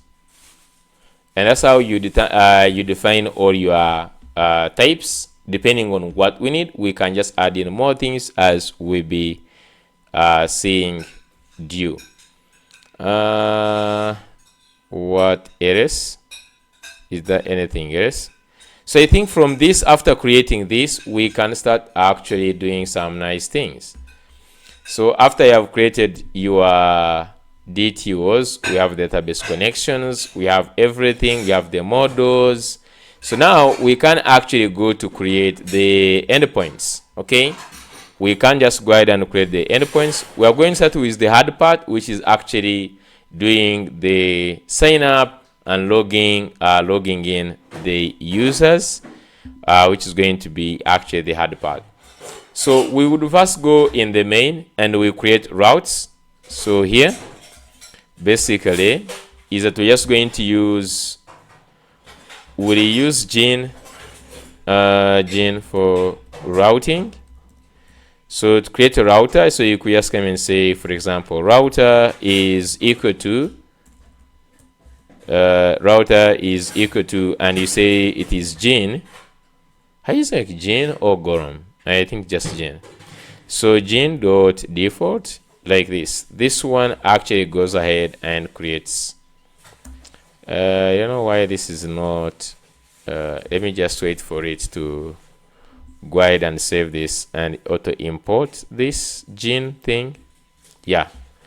So you can see Gene is now imported on top here, Gene Gonic. So this one actually creates the router. And you know that this router is what we'll be using to create all the endpoints. So you can just say now v1. So you can just create versioning. So I'm just going to start to use creating versioning. And you can just say v1 is equal to router router dot group. So we're just going to group, and we're just going to group this, and we say this is going to be on API. I think this is API v1, like this, to be our group. And then down here you can create now the routes, and even these routes we can define them. For example, we're just going to have the user routes, and then you're also going to have the links routes, and these are going to be also groups. So we're also going to group them. So link routes. So for the user routes, we're just going to base on this. So we're just going to say users, and then we're just going to use v1 also dot group. And then here you can now say slash, for example, users. Now, if you wanted to put, for example, auth, you could just put it at this point, wherever you want to put. We're just going to leave it at users, just like this. And then down here, you can now define the actual users. So you can say users dot post. And then here you're supposed to pass in the path. And then here you pass in the controller. And this is why we need the controllers. So let me just create a new folder for controllers.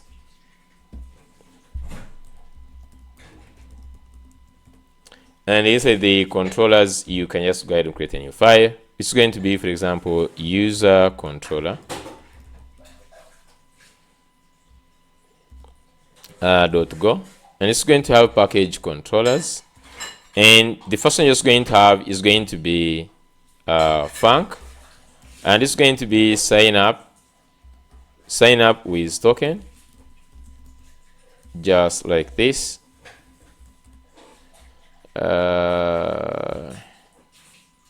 And just sign up with token, just like this. And this one has access to the context, and this context is of type which is, I think, Gene context, just like this. Okay, and from this context we need a abstract one. We need to create the request variable that will receive the JSON data from the request. So remember, when you make a request from the client, so this is the request. If we just go to the APIs, and then let's go to the auth API. So this is the sign up, what is going to be coming, and you can see that they make await fetch, and then they send the body, which is json.stringify. So they will just send us a JSON of the email, password, and name.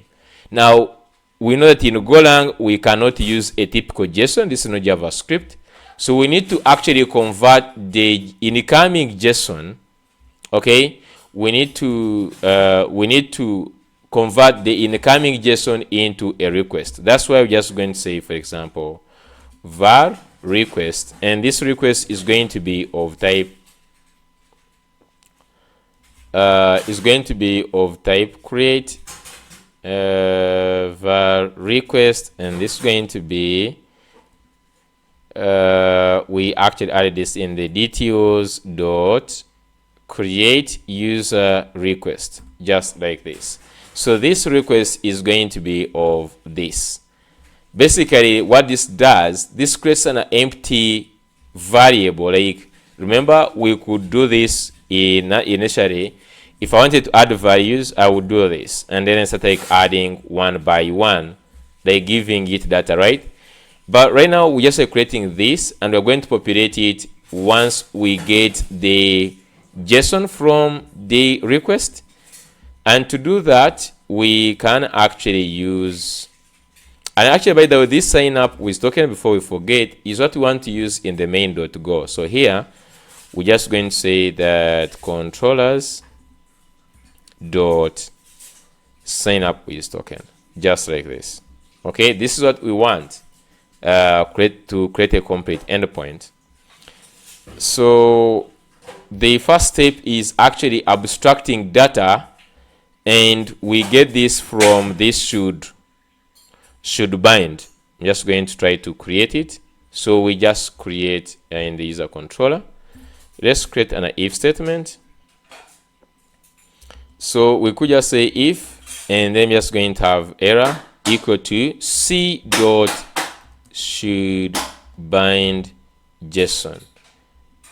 It is this c dot should bind JSON, and this one actually takes in the request. And even if you see taking it like this, it means that it's going to take in this request, and it will extract the incoming JSON from the request and populate it in this empty request object we have created here. So this is going to stop here, and then we're going to check if error is not equal to null, and then we should be able to say c.json, and this means like you are returning, this is how you return the response to the back to the front end. So c.json, and then in here you pass in two things. The first one is the HTTP status code. So this one is just going to say status bad request, and the second one is now the response. Now remember, we actually just want to say DTOs dot error response. Remember, this is an error, and now we can just go ahead and define this error. This error response has two things. It has the success, so you're just going to say success, and we say to false. And now we also now has the second one, which is actually the error.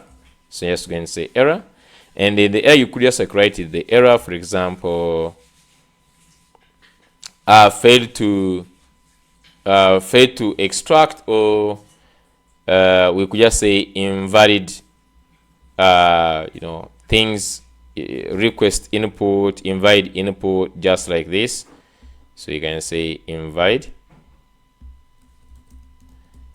you can just say invalid input. Okay, and then or just say actually invalid inputs, and we could just concatenate that error, and we could just say, remember, we have the error is not equal to null, so you can just actually just get from this like so, and then we can just actually just go ahead and return. So we don't need want it to go beyond this. If there is any error, to go ahead and abort. So you could also use c.abort. There is another one called c. So if you want, you could just say c.abort. So there is abort, but the return will do nice here. So that is the first check where we validate the request body and populate. And you think, yes, this is a very good key to add it in here. Validate the request body and populate the request. So it means like our request right now actually is now having data. If this is successful, there is no error here, this will have data. So down here we actually have a data. We can now hash the password. To hash the password, we use bcrypt to generate from, and then we pass in the password and the sort round. And if there is any errors, we also return this. So let me just go ahead and hash the password. Hash the password, and this is going to give us two things: the hash. Now do not be tempted to import the hash from hash. Just say hash and the error. These are going to be created from bcrypt. There's something which gives me a hard time, is the spelling of bcrypt. So just say bcrypt, and we are looking for there is compare hash and password, but the one we want is generate from password. And this, if you look at this, it takes in the bytes. Okay, so here we just need to pass in the request dot password, but this is the byte, and I like that this is auto. So you say request dot password and you press enter, they will actually add the types for themselves. And the second one, you're just going to pass in the sort round. So this second one is, you can see the cost or the rounds that is going to take to generate this. So this gives us back either the hashed password or the error. So we start with checking the error. If error is not equal to nil, okay, then we just need to go ahead and return. So I'm just going to do this the cj return, and we could just instead this time we just say fail to hash the password. Fail to hash the password, just like this. So if we passes this point, it means we have the hashed password. We can now create. I think we could create the user data that we are going to send. So here we assemble the user object that we are going to send to, or to create. So create the user, and we're just going to base on the now on the model. Now this one is create the user. This is going to say based on the model. So remember, we have the model, so you could just say user, and we could start by saying the models dot user, and let's give it some values. So we give it the values. If you remember, this user has a lot of values. Now the ones we like, these ones are going to be automatically added, but the ones we know right now is these ones: the email, password, and the role. We can also leave it out, or we can just actually just add it. But you can see by default it is actually user. So we just paste in this, okay, and let's put the actual values. So this comes from the request dot name, and then comma. Then for this one is going to be request dot email, comma, and then for the password, now we have the password, which is actually this hash. So to use this, actually you have to use the let's say put value, and you have to convert it, since this is in the byte. If you look at the hash, this returns back a byte. So you can just say convert this using the string. So you say strings, and then we pass in the hash, just like this. And finally, we have the role, which in this case, you can just specify just the user like this. Let's make sure you put this comma here. So we have now the user object, which has a few of these values. Okay, so this user is what we are going to actually go ahead and send to the DB. And since this user is based on the model, we can populate these remaining values from the database. And that's what we are going to go ahead and do. And now we can actually just now create this initializers .db create. So we just say if error. And first look at it. We have also to check for some other things. Let me just go down here. So you start with if error, and just going to say from initializers .db. Now on the DB we have a lot of things, but we can actually just run the create. And in the create, you can see you put in, you pass in the value, which in this case we're just going to pass in actually the user like this. And what it means is going to create the user and populate all the remaining keys. So dot here, we're just going to also dot error. This is a want it to create, and if there is any error, it returns it back. And then if error is not equal to null, is not equal to nil, okay, we need access to this error. Now inside we need to know which error. We need to check. We need to check for email duplicate in email, or if email already. So we say check for email already exists. That's the only thing I think we need to check here. Already exists. So what we basically do is we check on this returned error that has come back. So this error, you can see it comes actually back from the DB itself on this query. So we can actually do an if statement, and we can just say do if. So we're just going to say we just checking strings dot contains. Yeah, just going to say strings dot contains, and in the contains you can set this, you pass in the string, which is actually going to be on the error dot error, comma, and the string that you are checking in this. Okay, and the string is going to be, for now, duplicate, the word duplicate, or unique. So I'm just going to say or strings, let me just do this, or unique here. So any of these, and then inside here we're just going to go ahead and wait,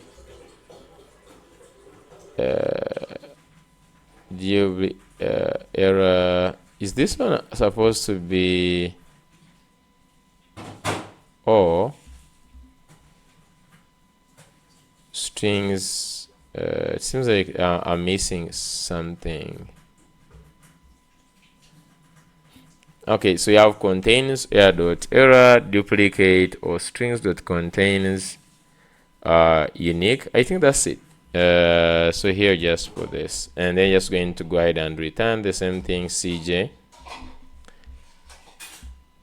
Okay, and the error just going to return here is not bad request, but this is conflict. So status conflict, and the error response is going to be user with this email already exists. So user with this email already exists. So here is where you can check for all other errors. You can check for this, you can check for another one. So if it passes this if statement but it still has error, then we're just going to actually return a 500. So here we go ahead and return the 500. Okay, that is outside this if block, but still inside this if here. So if this passes here but still have error, then we just say that this it failed to create the user, and we just give the internal server error. Okay, so if all goes well, okay, if we pass this level of the if block, it means actually the user was created successfully. Okay, so if the user was created successfully, then we go ahead and now generate the token. Now I want you to pay attention. Let me just actually get this code here so that I can explain it nicely.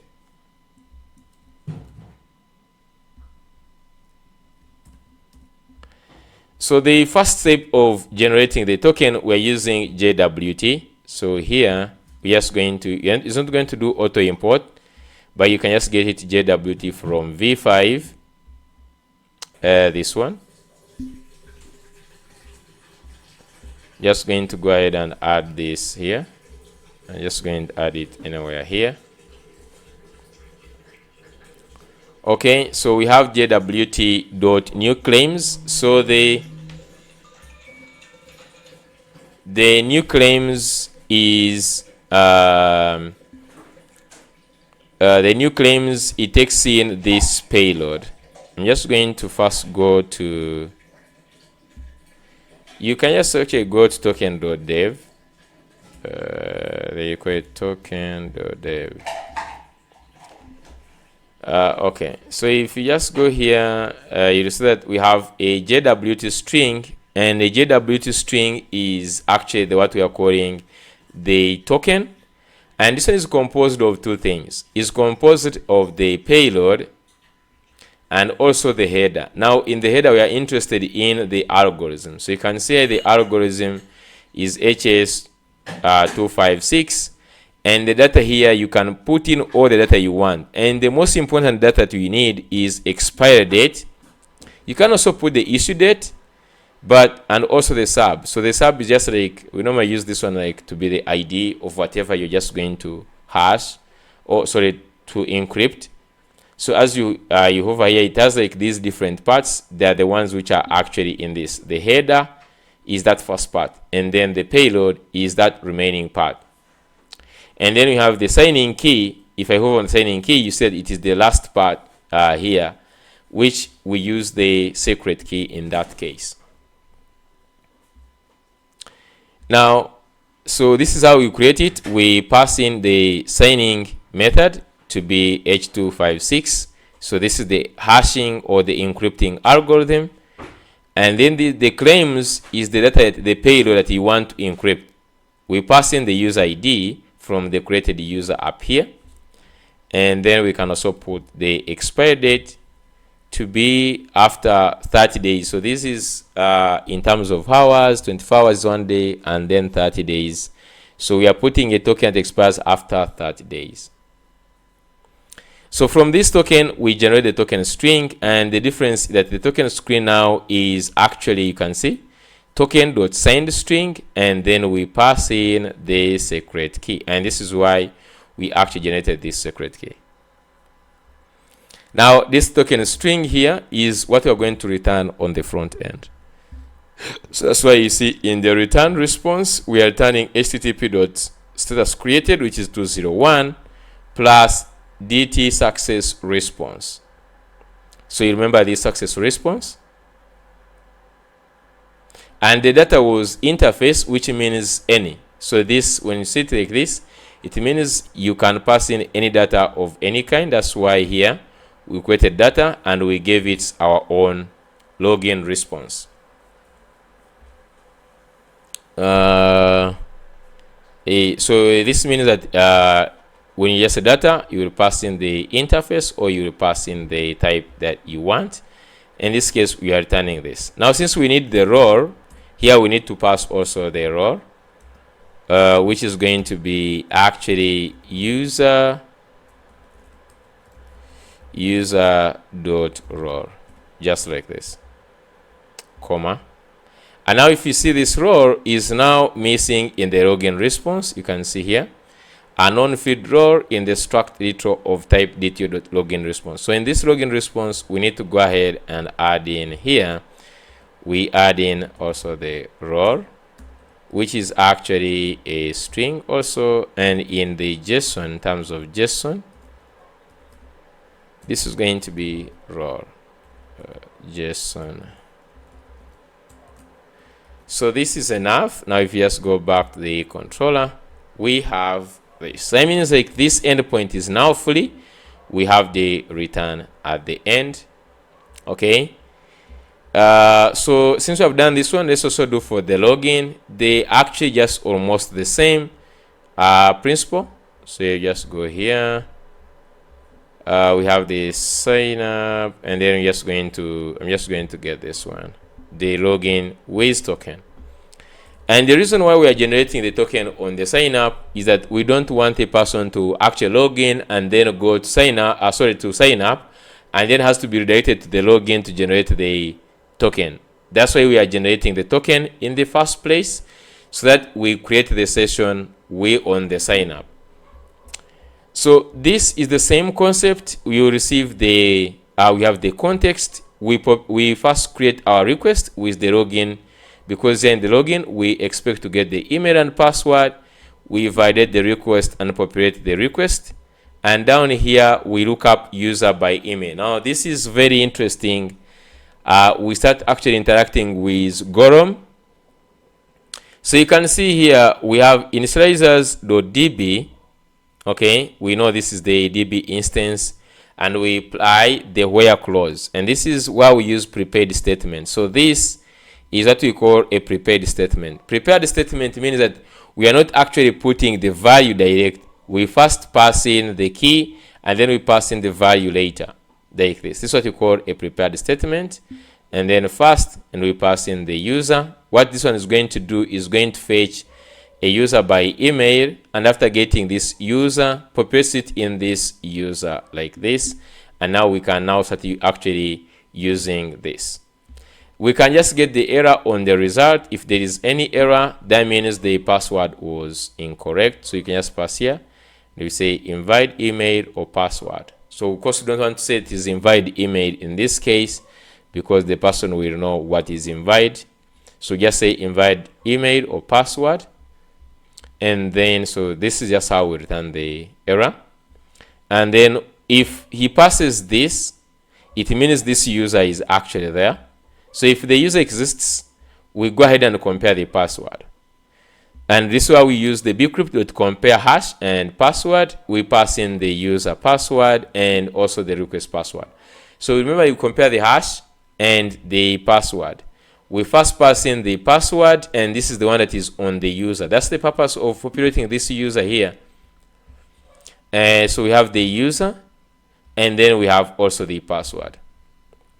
If this doesn't give us any error, it means we actually have the user with the correct password, and then we generate the token and then return the response. So in the response here, we need also to pass in the to go ahead and actually put the role just like this, which is going to be actually user.role. Okay, so we have these two for the login and also for the sign up. So if I go back here, I will just create the users. Now here you see we're not passing anything, because the default route is actually /users, which if you go to /users post, this should be for the sign up. That's why we're not putting anything in here. Then down here, I'm just going to put for the user.post, I'm just going to put /login. And then here we can just say controllers.login with token. So here we are able to now log in. Let's go ahead and test our endpoints. We can use any of our HTTP clients. Actually, you can use either Postman, or you can use the HTTP. So I'm just going to use HTTP for now. Just going to go ahead and first try to do this. This is why we have the go auth. Just go ahead, actually just have this, the sign up. Now the Go or the sign up API is actually on. Let's start the server. Actually, we haven't started the server. So down here, after you have created all these routes, you can just go down here and you say router dot run, just like this. So this one starts actually the server. Okay, this starts the server. And now if we go back to the compile daemon, it should actually tell us that we are running on some port. Come on. We have some errors. Too many arguments. Let's see.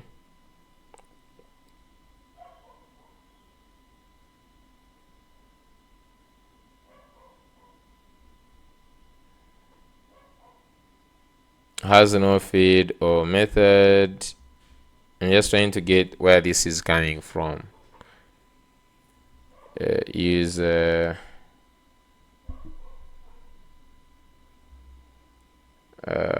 Okay, let's just first go back here. So we have the v1 API v1. Then we create the route for the users. It's going to be users v1.group, and then you have this, and then down here we have users.post. We pass in the control.signup. So what I don't know is, do we have anything in this? We have the error, have the hash. Okay, this seems to be actually fine. Trying to understand where this actually is coming from. Let me first stop the server and start it again. Okay, we still have the this compile daemon.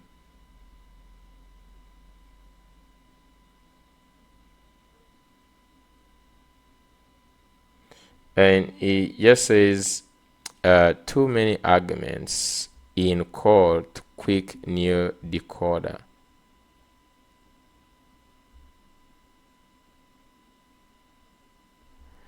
Okay, let's just go slowly right now.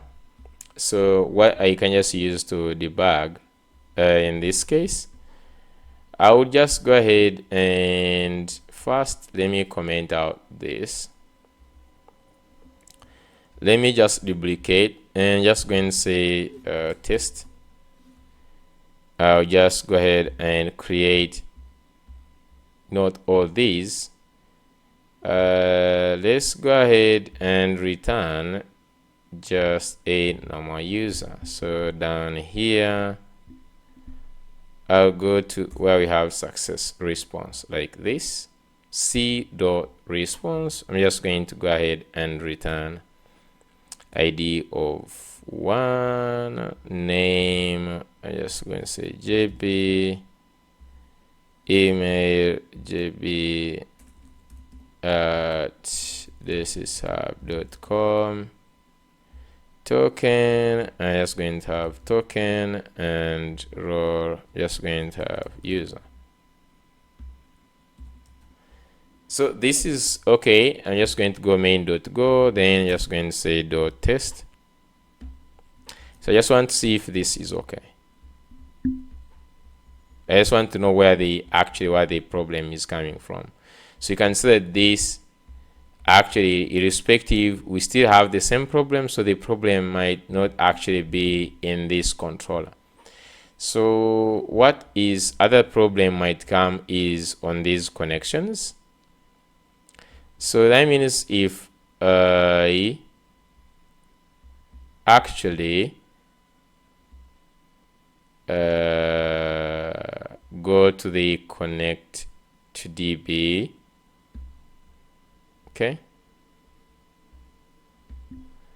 and at DB we have this,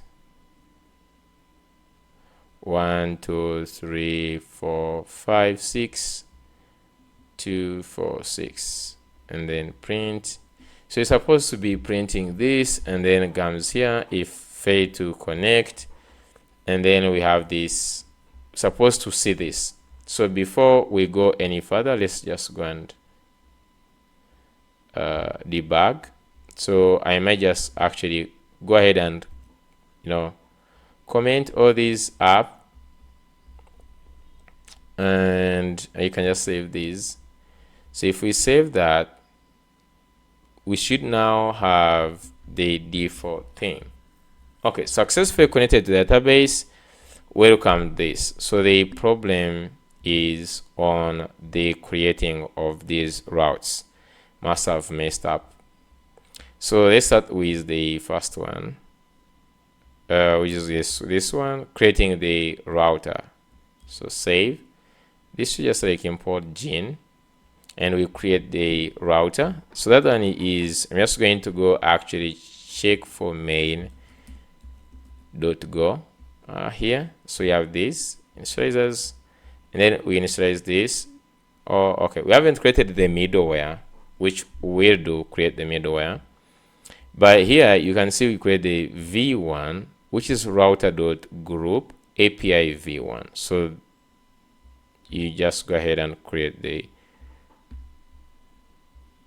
so in this I create the v1, which uses the router to create the group, and then down we start like putting our actually so you basically now need to have this object up here. Just do this. So you have the users. So inside of that, you have users v1 group users. So like this is okay. And down here, inside is where we have users dot post. You pass in this thing where we have our controllers now dot test. Okay. And inside, so remember this is this one here, then you can pass in all other protected ones whatever, and then outside that is where you go ahead and start the server, which is router.run, which I actually did outside this here, like router.run. So what I don't know is why are we getting the error? Do we need to first actually configure the cause? Okay, let's just go ahead and first put the cause. I don't know if that's the problem, but let me just try to put actually the cause. But I don't think so. So I'm just going to say here middleware, say middleware, and you're just going to have two middlewares. The first one is going to be cause middleware, so it's going to say cause.go, I think. Another is going to be require auth, so just say require auth.go. Let's start with the cause. So the cause is where we use, so just say package middleware. This is where we're just going to use our function, we're just going to create. So I'm just going to search here for cause.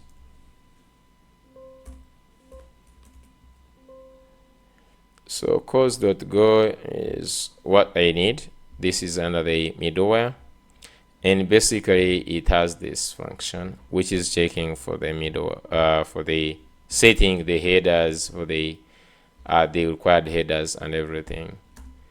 This gin handle function, then cause comes from this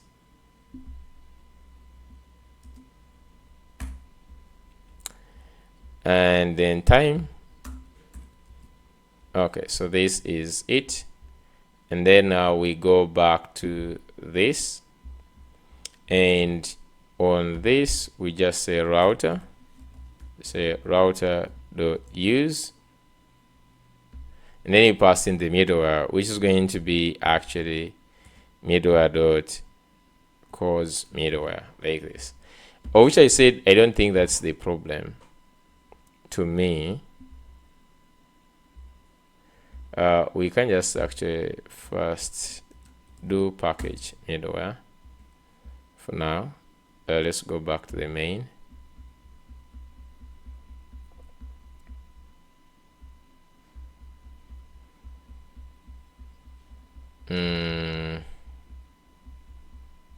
So you can still have the same problem.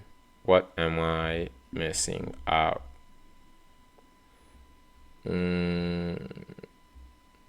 Okay, let me just try to actually go to main.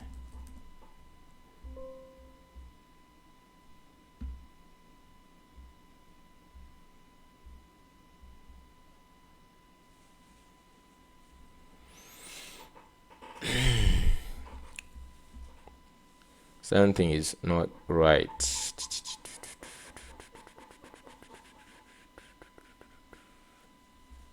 Okay, let's just create a simple route like this one for checking. Okay, I'm just going to first create a simple route before you create all these H1s and all that. You can just go down here and create this simple route. This is like a simple get route, router.get, and then you have the gene context, and then you can return a 200 status. Okay, API is running, and then you have this. So let's check that.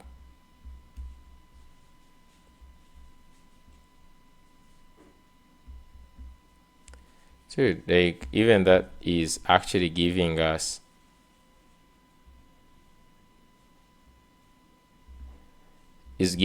the error. So what's the matter?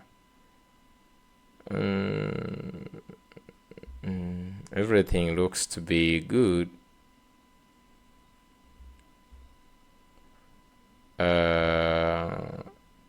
Router is equal to gene default.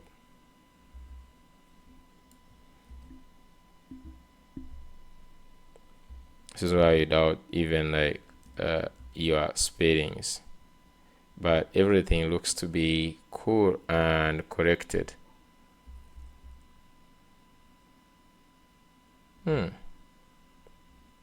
Guys, an undefined type. Okay, let me just try to see if I search for this. What?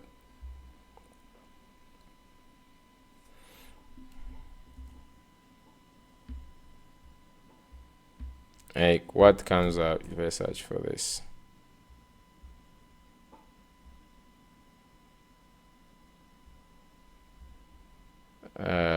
The things I get, they seem to be very far from Golang.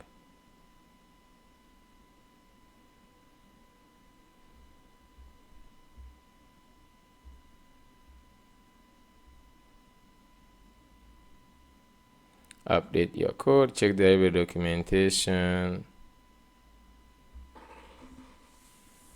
Quick goes HTTP3 package documentation to identify the correct method for decoding the quick pack data.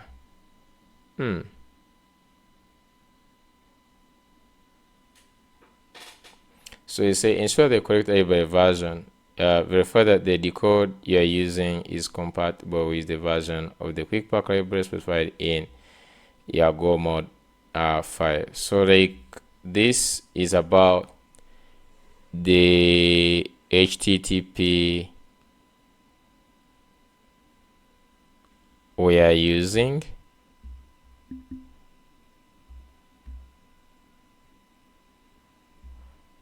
Okay, so Go, we have the version, and these are like all the versions we have for different stuff. So basically we have the conflict in versions, is what you're trying to say?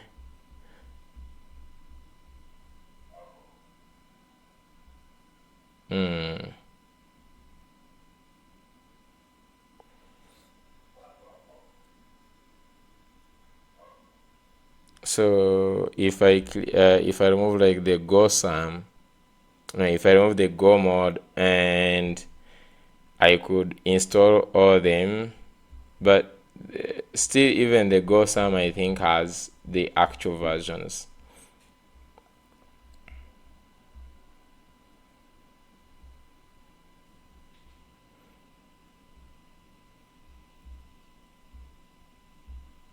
Okay, so I'm just going to first try to actually debug this for a second, I guess. And I'll be back.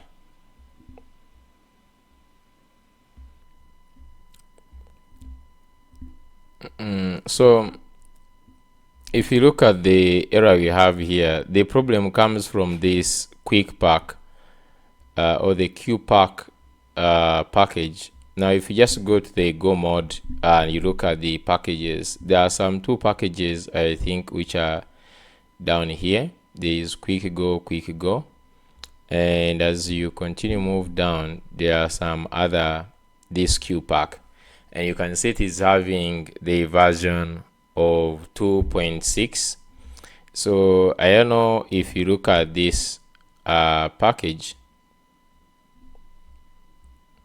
like for it what it wants, like it has, we have added an incorrect package for version for this. So what I was thinking in my mind, I'm just going to go ahead and delete these two files, the go mod and the go sum. So basically I'm just going to reinstall the packages. I think the problem is where I updated when I was installing either the go something. So I'm just going to go ahead and delete these two and stop the server. Just going to clear this. So what I just want to do, you can see the whole app is in red because right now all the packages are not there. So I will scroll to the top. Okay, just first remove this. Just use this arrow to where we have these packages. So we just actually go ahead and simply now install them without using the update flag, because I'm also not sure if I run all of them like this, copy this and paste it, does that actually run them? Okay, they just run one by one. Just going to go ahead and install this. So I'm not putting the update flag. Oh, sorry. So we removed the go mod. We're not supposed to remove the go mod. So just say git go mod init and git.com.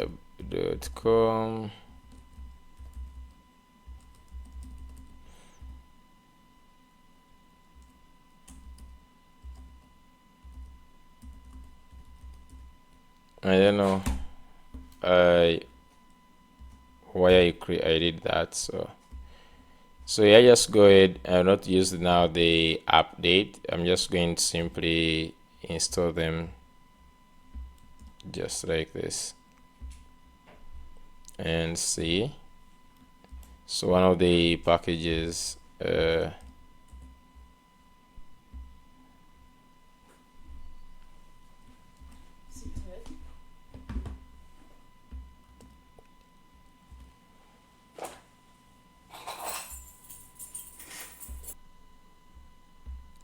okay, so I've added back all the dependencies. I don't know if I'm supposed to still install the the compile daemon, but I'm just going to go ahead and write the compile daemon dot slash, and just going to say go Shortener API.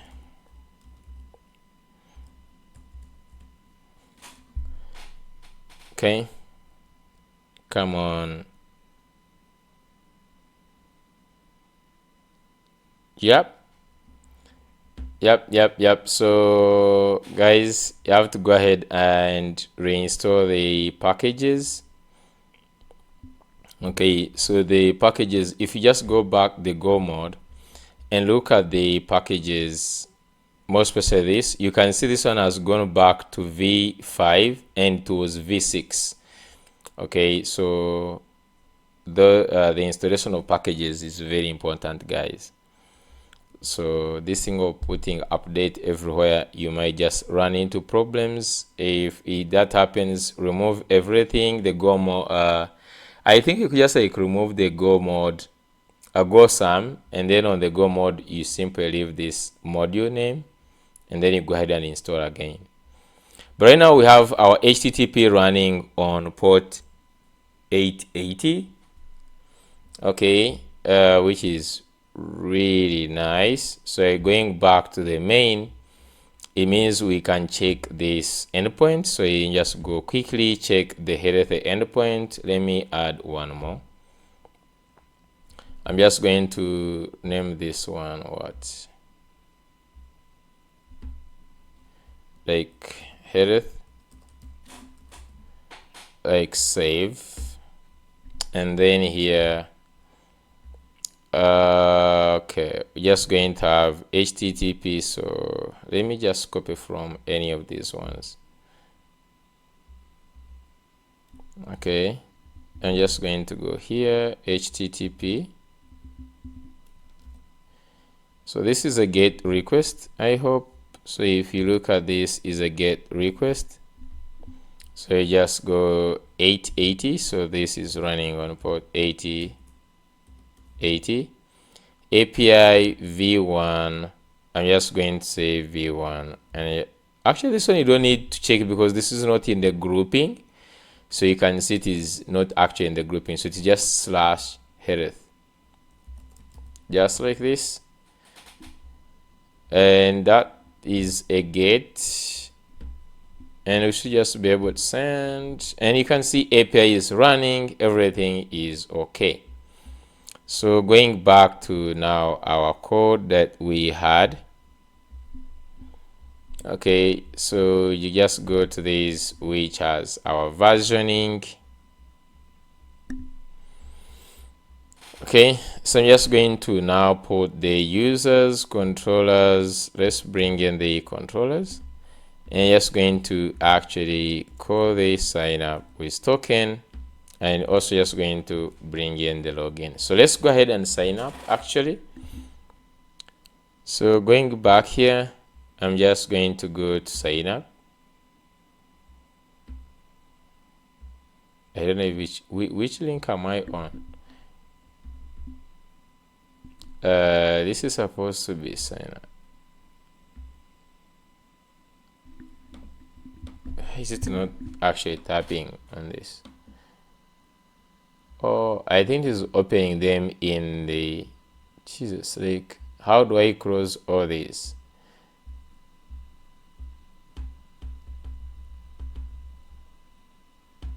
These are so many.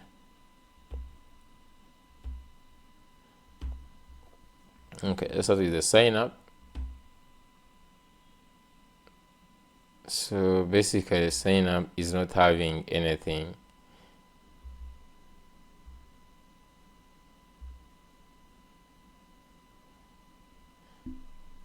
Okay, let me just copy this and go back to I don't know what's wrong with this. Just going to go ahead and paste this, make this a post request, and just going to change this to 8 80. API v1 users, just like this. And then we go to the body, we pass in the admin and the password. Now the password, I just say admin at 2025, just like this. So it should be able to hit this endpoint and should create us successful. Invite input key.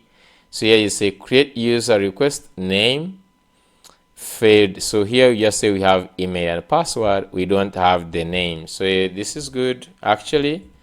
So you can see that we have a very good error actually, like invite inputs and create user request dot name. Error fields for validation for name fed on the required tag. So I'm just going to say actually put name, which should be admin.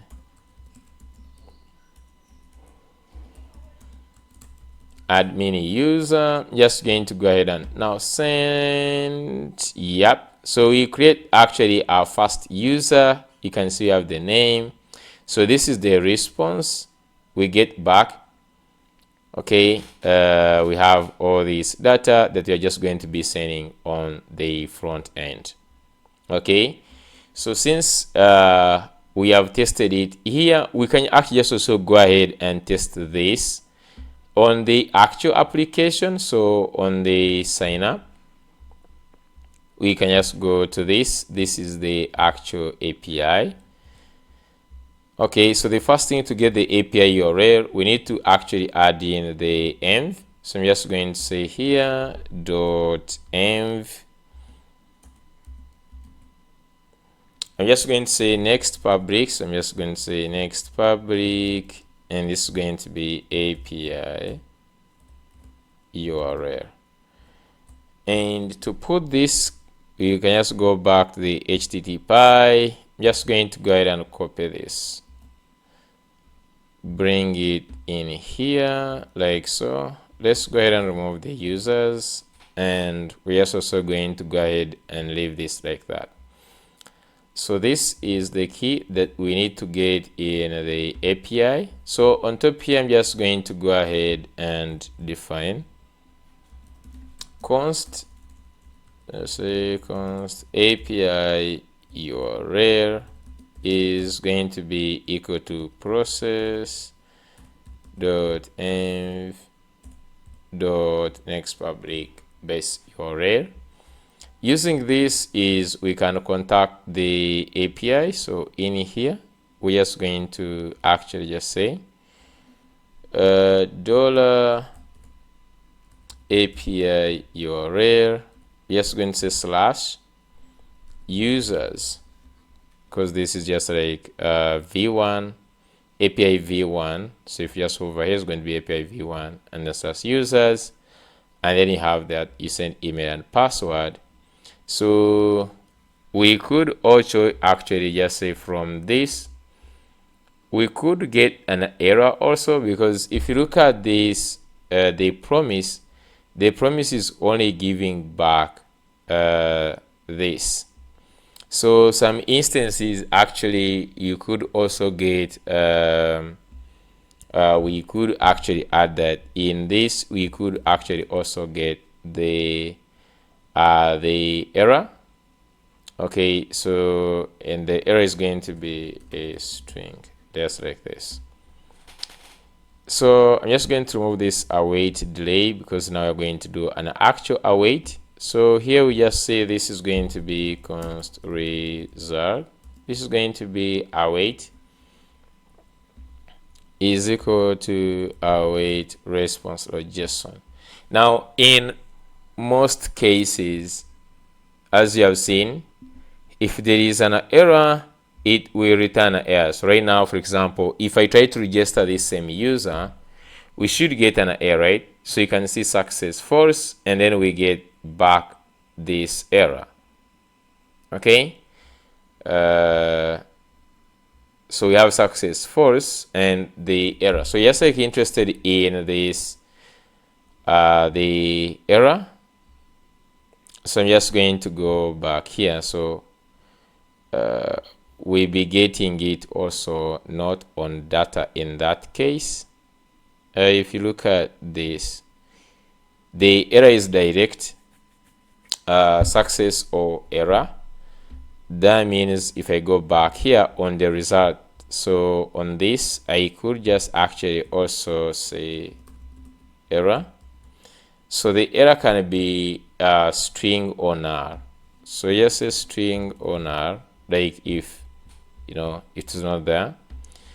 So we can just say, for example, if we could just say if, okay, result dot error. That means that the error is there. Then we can return. So that means this user can be user or null, and then even token can be token or null. Okay, so basically I can just come here and I say now return.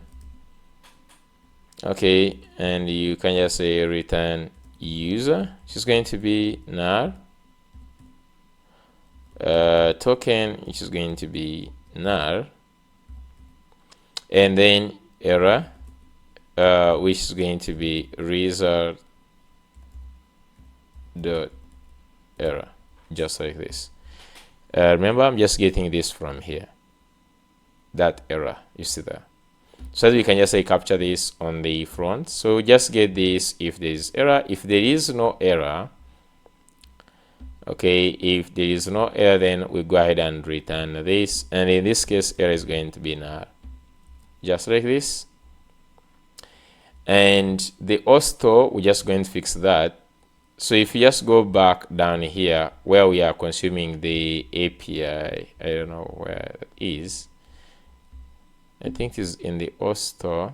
So where we have API.signup, we actually now have that we have the error. So we can also access error. So before, if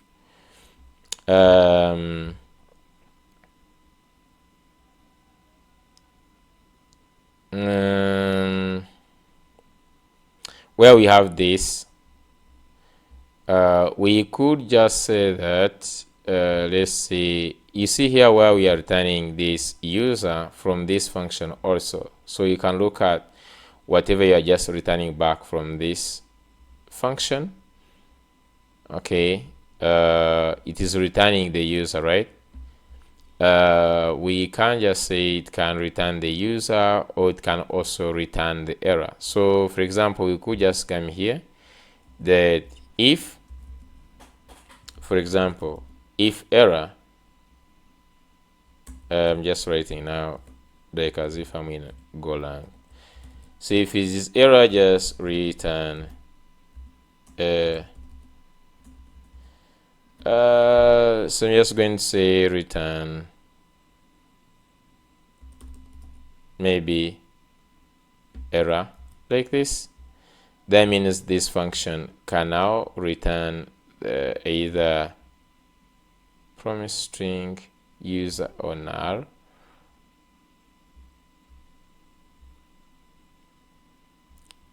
Which is this should just return the this, and all this and this should not actually happen. So for this token,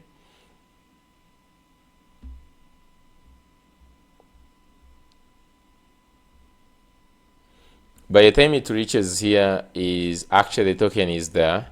So okay, we can just say just going to do it like this. Okay, so by the time if there is an error, we're just going to go ahead and return error. What I would want is, because if you see here is throwing, is creating the if there is error message, instance of error, and then throws an error. Because basically what we're going to call this function, if there is any error, we should just be able to capture this error here.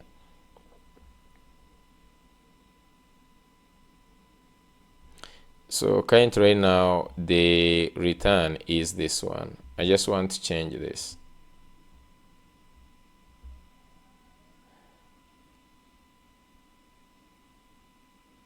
Oh, okay. So it's like we return a string or user or null, because we're just returning this this error of type string.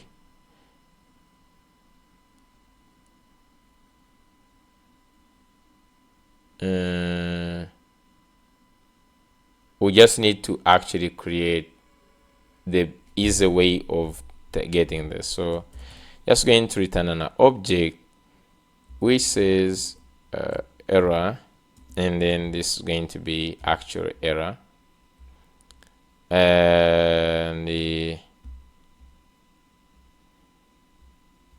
then you can just say then user is going to be null. So if you look at that, and then even down here we return to be user is going to be user, and error is going to be null. So if you just save it this way, it means now the sign up, if you look at this in the promise, then is error which is like string or null, or it can return something like user, like this. Okay, so in that case, where are we using this sign up? We're just going to go to, where are we going? Where are we finding this? We are finding this in the auth sign up. I think this is where we are getting this. Await. So you can see we are actually not even capturing the response, but we just say actual result is equal to this. So they're not interested in this, but we can actually just get this, and we're interested in result.error actually. So we're just going to say here, before we do this, we're just going to say if, okay, if result dot error, so this is what we're interested in.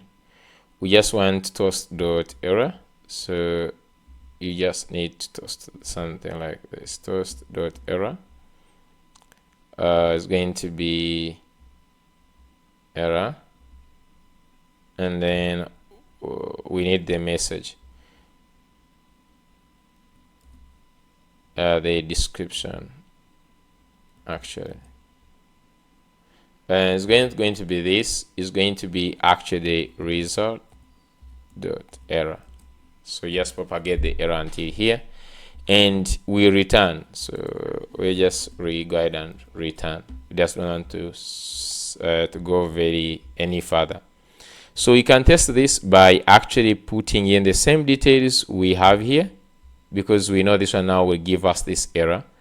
So I'm just going to go ahead and pass in, most importantly, this in the sign up, the admin.com. So let me just go to localhost 3000, sign in. Is this running, or create account? So this doesn't matter. Actually, what matters is this email, and also the password doesn't matter. So this is what we want. Okay, the error was not captured. I don't know why. It says failed to load resource. The server responded with a status code of 409. So I would want actually to know where this came back from, like where are we getting this, because the status of 409 is actually okay, but then where do we actually have this?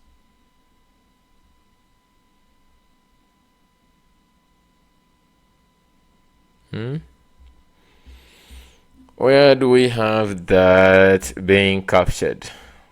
Because the toasts are not actually working.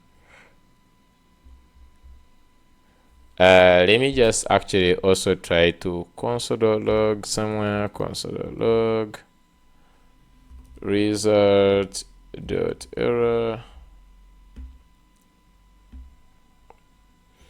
You can also console.log actually console.log the result is off. I'm also going to here to console.log the error. So I'm not sure where that error is getting lost from, because that's what I would actually want.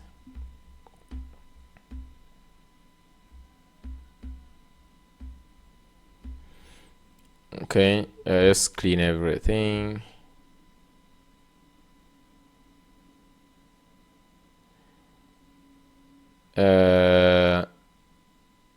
API.ts online 41. API.ts. Okay, so this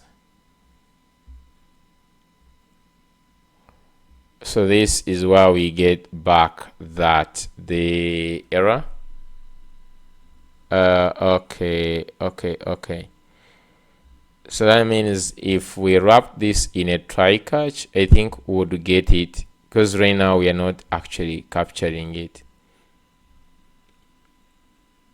Oh, okay. That is also, we could actually do the if on the response itself. So let me just say console.log the response. Okay. And before I put it in the try catch, so I'm just going to use a try catch there to actually get it. For now, let's go ahead and repeat the same procedure. Just going to reload the page.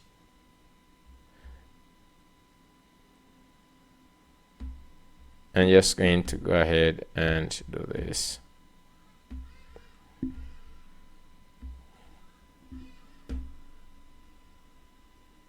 Yeah. So you can see actually considering the response works, because we have the response and we have the status code, which is 409. We have also this one. So we might not reach down, because by the time you reach that, it has already actually caused an error and we're not capturing it anywhere. So instead of doing this if statement on the result, we're just going to do an if on the response. So you just check the status code, or we just check if not okay. Okay, so you can just say if not okay, if response, what's this? We just check here if response, okay, if, so we just check for this. If response is not okay, okay, then we return this. The problem here, we don't get the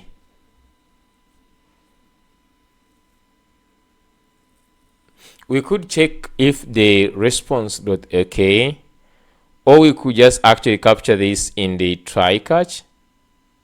Let me try actually to see. So I know the problem is there. I would want to see if I can capture this in the try catch. Let me first do this, because in the return here we actually supposed to use the result on this. This is going to be result.data.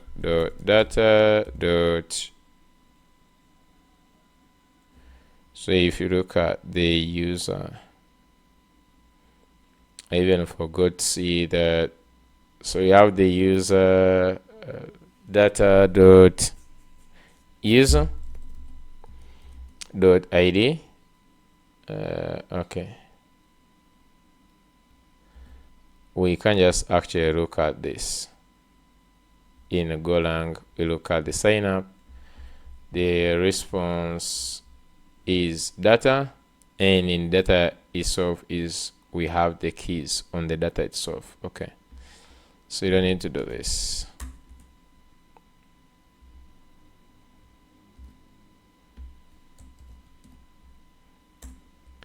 The email,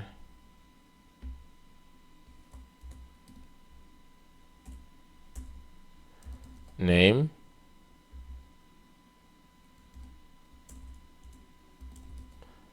the role, and we need to also add the created at. Okay, for now let me just leave this. Then for the token,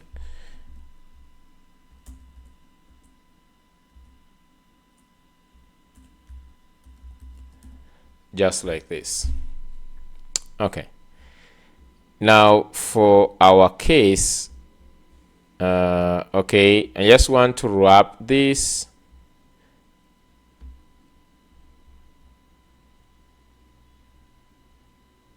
Okay, I just want to wrap this whole entire request in the try catch. So this is going to be the try. Okay, and in the catch, first of all, you can just go ahead and console the error to look at this, how this error looks like, because we can't capture this here. I don't know if I can just actually see this whole entire error.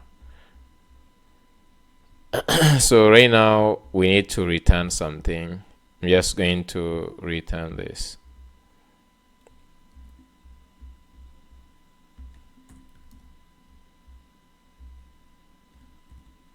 Okay,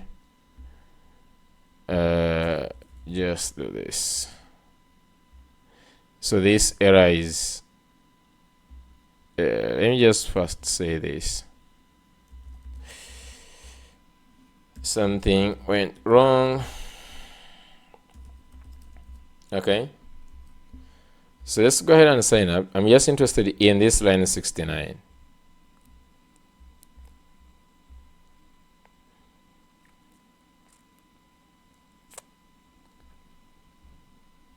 Okay,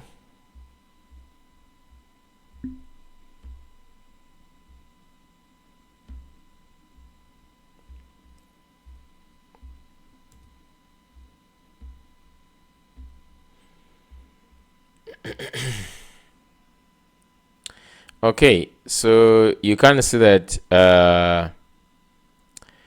we have the API line 69 is saying syntax error. I expected the white space character after JSON at position. So this is really not helpful. Okay, so that means that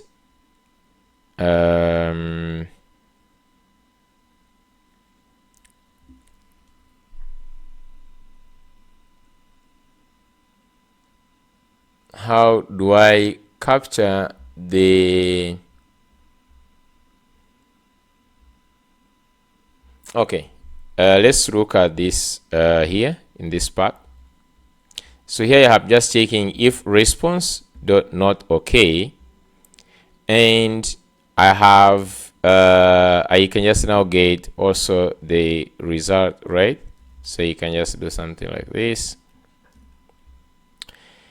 and I know that we just have now result dot error in this case. So I would want first of all to go ahead and console.log result dot error. Okay, so in that case I might just not even not use the try catch.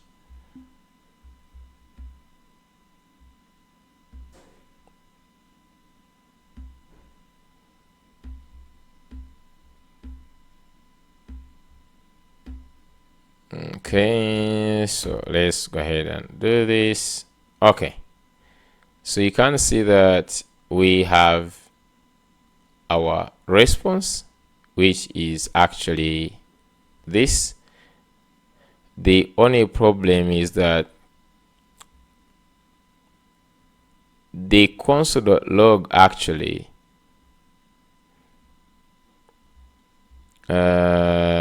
the console.log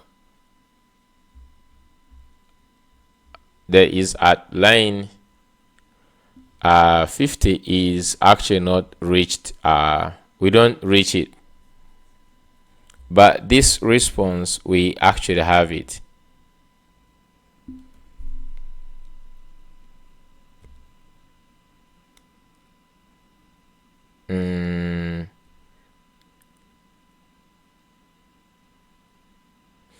Okay, let me just go ahead and console.log this response within this.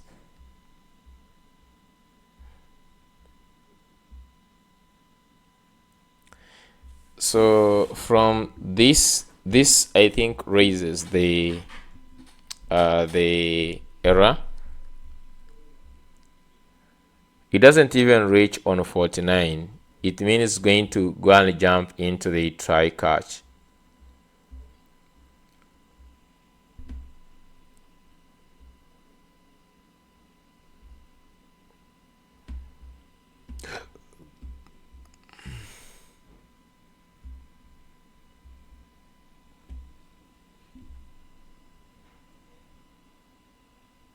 Okay, so we have the line 49. Line 49, where is it? Oh, so line 49 was done, but we don't see line 51.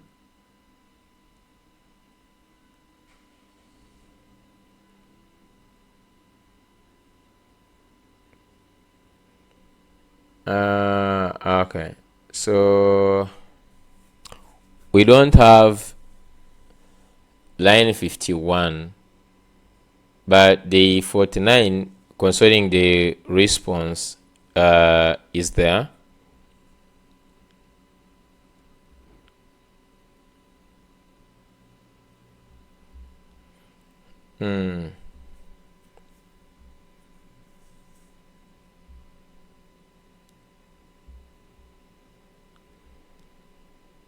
How do I get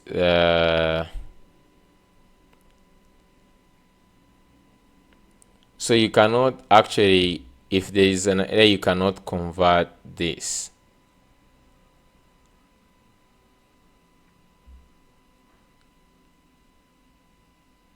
So another way we can, I think, capture that. I wanted to capture the actual error from the backend is what I'm failing to understand. If I have this, let me try to see if I can communicate with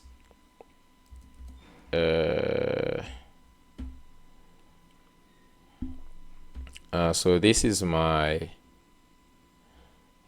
API response. Let me just go ahead and,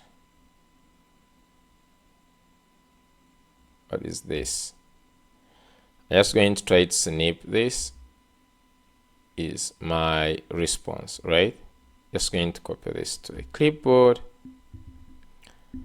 Just try to ask about this, and this is like, I think, the good way of using AI to ask to learn something.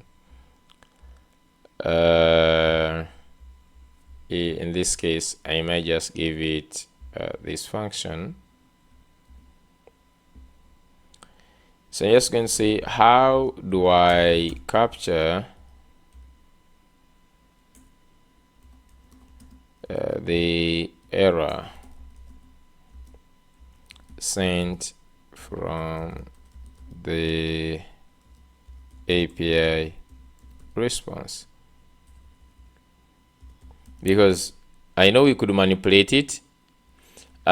We could manipulate it and use the status. That is possible, like saying that if the status, so here we could just get do the if statement, and we say If it is not okay, then we check the status of 409 and then we return our own error here of email already exists. But I want to actually capture the error that is sent from the API.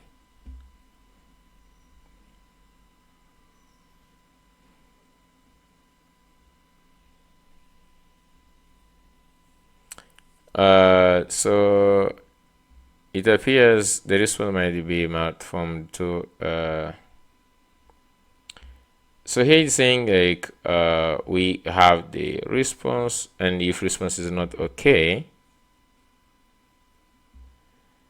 check if the response is JSON. Really? Is that necessary to check if the response is JSON?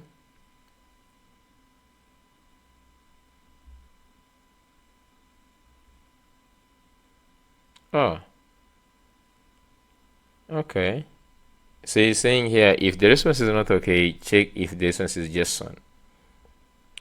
Include this application JSON and converts this. So extract the message from the response. So he's saying error message is result.error, order.message, or failed to create user. I feel like at this point it's just like predicting, because we don't have error.message, result.message.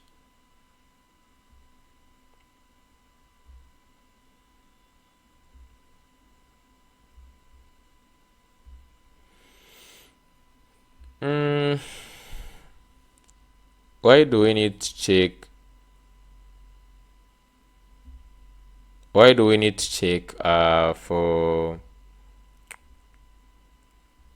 Why do we need to check for this response? Because is there any case where the response is not going to be in JSON? Because at the end of the day, is also converting it in here response.json.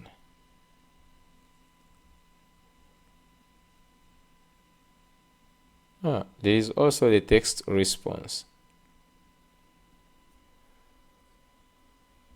I don't think so. Like the response we have here is clearly a JSON.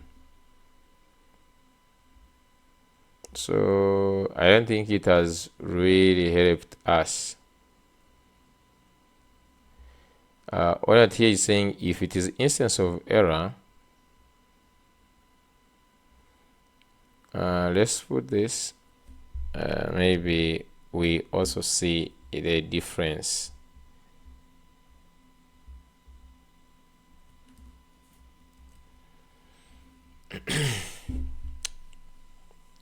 I'm just going to go ahead and there is no difference of what it has done really.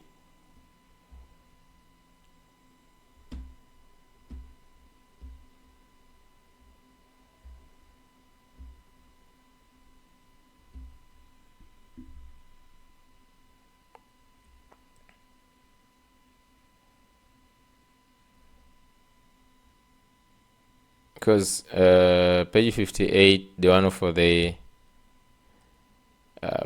error is saying unexpected white space, which is far from the truth.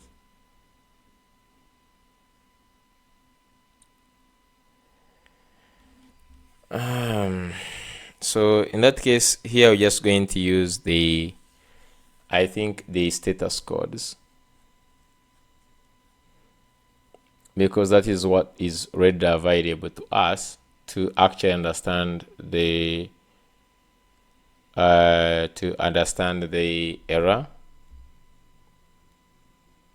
because basically we have failed to convert the we cannot convert the response.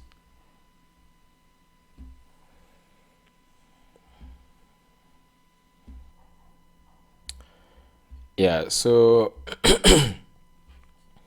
we are talking about the error handling. Now I'm not going to go so deep into the error handling right now, because what I've just noticed is that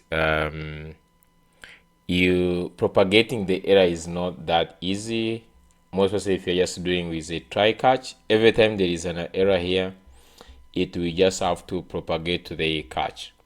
Okay, therefore what that means is this side, what we are doing here, I'm just going to do a simple error handling. So I don't know if at this point I do something like this. So let's go ahead and get the here we put our result outside here. Okay, we already have another one here, so I'm just going to do this. I get the result, but then here down I'm just going to check if the response is not okay, and this return so might not be actually be possible. Okay,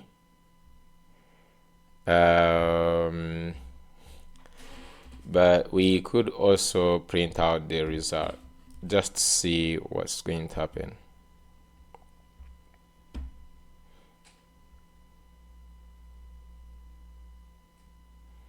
Just going to add in my credentials. Okay, and let's go ahead and do this. Okay, so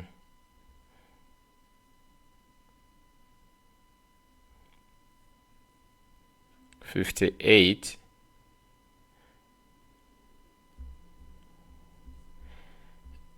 What is 58?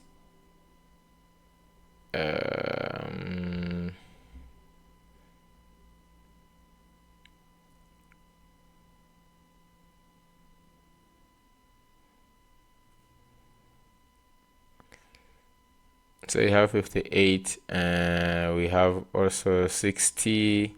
So it's 60.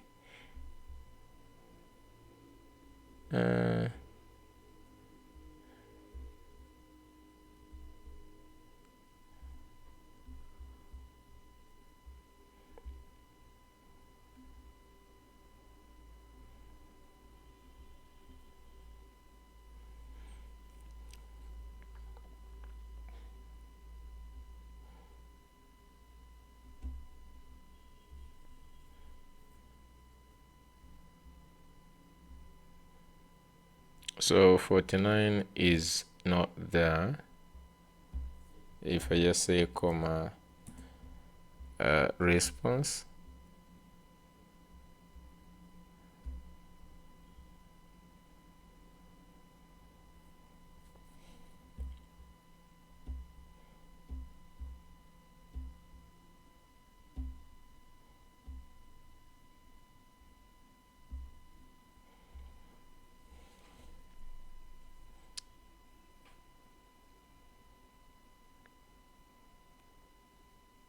okay.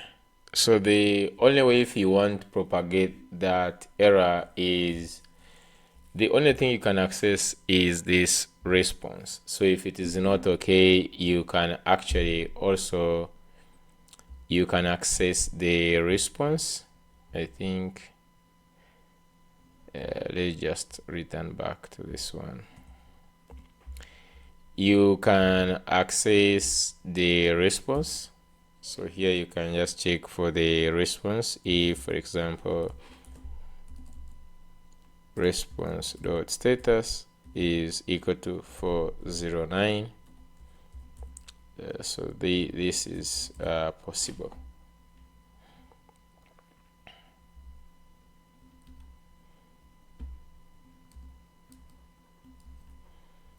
So what I want to console.log is the response. There is even the status, so you can do that. Then here you could just return this user already exists.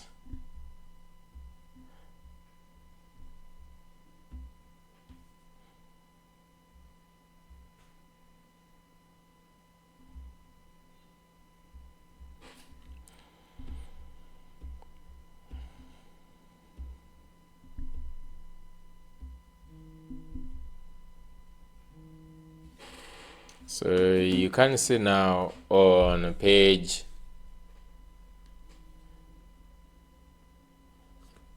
you can see now like on 50 and then 58. So you look at the 58.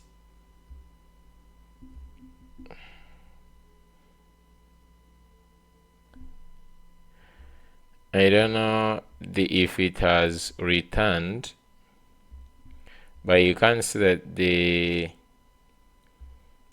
error response now says we have the error and the user to be user already exists and this.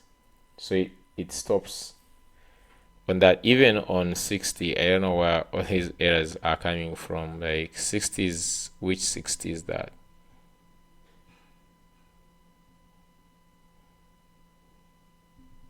Or on the page.tsx. So you see when this one is on page.tsx, page.tsx line 58, which is actually this, I guess, where we have console.log the result. Yeah. And you can see page 58 and even the same thing on 71. Yeah. Actually on 60. Yes, here. So you have this here, and we also have the console result. So if we're handling it like that, we don't even need to have this try catch, I believe. But we can just, it is redundant because at this point we are handling the error this level here. So the error is actually propagating to the front end using the status code. I think we're just going to use that for now to avoid the complexity. Also, what I've noticed is that the toast.error I think is not working. So let's go to the layout. And in the layout, we make sure that here we have the toaster. So I don't know why, for some reason, the toasters don't actually, because this is actually there, this result. So we're supposed to actually toast this, but I'm not seeing that toaster actually. Why are we not seeing the toasters? It's as if it actually refreshes the page.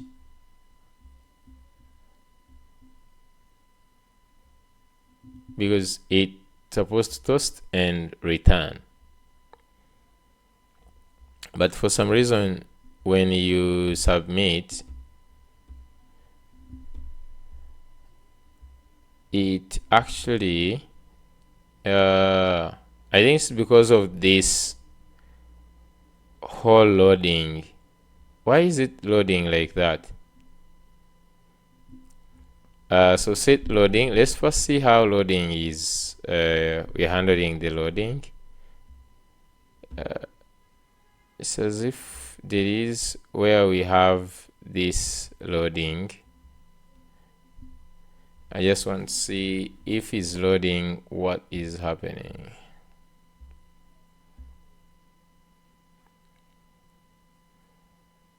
Because we have this loading that is happening on the button, but then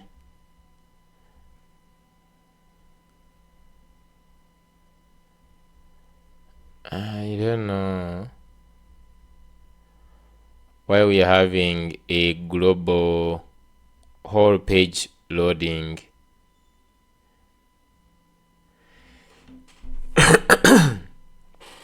Why are we having the whole page loading? Like that loader is coming from where? Let's see, in the auth, do we have, oh, we have also is loading. I think this is the one that is causing problems.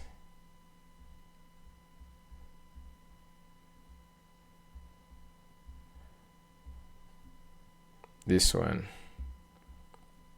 Okay, let's see, because you see this, it is the one that is causing problems, the global loading state, which I think I'm just going to work on that. Supposed to be, yeah, so the toaster is coming. Okay, the toaster is coming. We're supposed to have this is the one that we need to load on the page. Okay, so that is going to work that way. So let's go ahead and create a new one. So I'm just going to add my email here, and let's create this. So you can see success, your account has been created. And now this is actually, if you just go the users, we should have now 2 users, as you can see here. So that means we are actually interacting. Let's go ahead and see how to create the login. So if you just go back here, you go to the login, you go to the body, and here is going to be 880 v1 users login. So this one should also work. Oh, okay, the password, of course.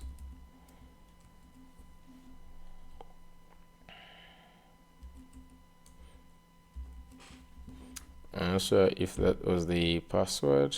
Yeah, so you can see now we have also the logging in is working. Now the last thing that we need to do is actually when you are visiting a protected route, like validate. So let's just create this. If you just go back to the user here, we can just actually first work on this require auth. So if you just go back to this and let's search for require auth middleware. So I'm just going to get this one. So basically what this does is getting the token and validating that token. Let's go back here, package middleware. And let me try to remove these models and DTOs to bring in ours. So the DTOs. Okay.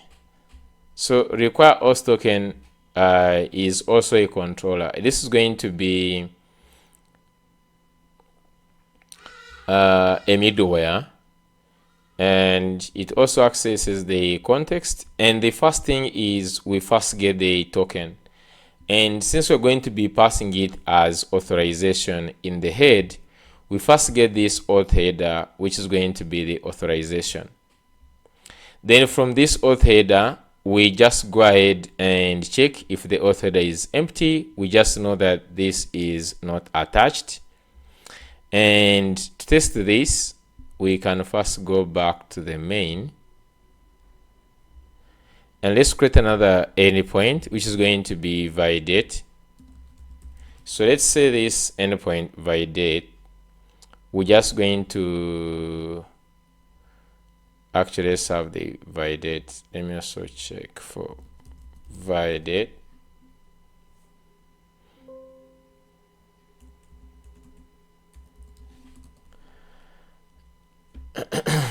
So we can just get this validate, and the validate is simply getting the authenticated user. So I'm just going to go back to the API, and let's have one more function called validate. So validate, it gets the authenticated user from the request. So you just have this, and you can see c.getUser. If the user is there, then it's going to actually work. But to test that this validate, we can first call the require. So here we can just say middleware dot require auth, comma, and then we can just say controllers dot validate. So what it means is that this is a protected route against unauthorized user. So if a user tries to go to validate, we first actually pass through this require authentication with token to validate if this user is actually authenticated. And if you go to this require auth, you see the first thing is to first check if the authorization is actually present. So if I just go right now and try to access this validate, let me just say 880 here, like this, v1 validate, and I try to access this, it should API v1 users validate. Just first go and see in the main.go. This is supposed to be get. Okay, this is going to be get validate.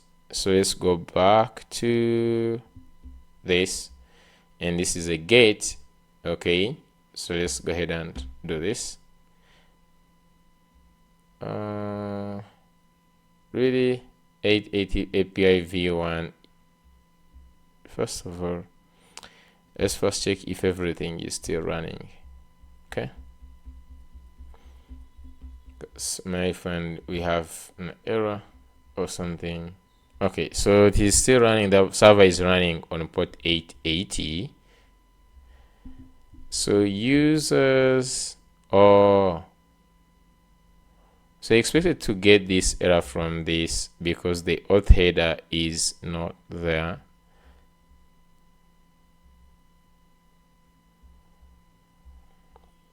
I expected to get this error,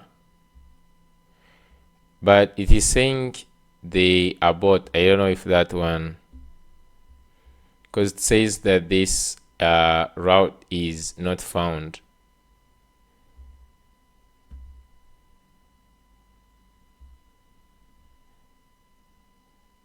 I don't know. Oh yes, so this is now the one I wanted. So you can see here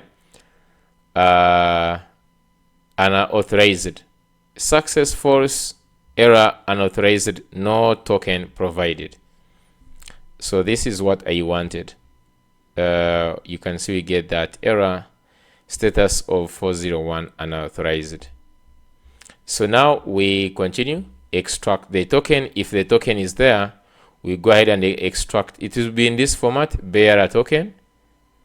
So we just go ahead and strip off this bearer, and now we check again if the token string is equal to the auth header, and now here we decode, or we just try to validate the token if this token is correct. Now in this first scenario here, we are checking the passing or the signing method, like what the algorithm they used to get this token. So we compare this using the JWT pass method. JWT pass method takes in the token and the function which has access to the token. Okay, and it checks, and if there is the, you see this returns two things, the error and the token. So you can see every time it checks, it returns either the token and the error, and finally it can also return this here, which is passed into this pass function to return the token. So in this first, we are just checking the hashing algorithm or the signing algorithm. Then in the second step, we are checking for the claims. So for the claims is the payload that you passed in.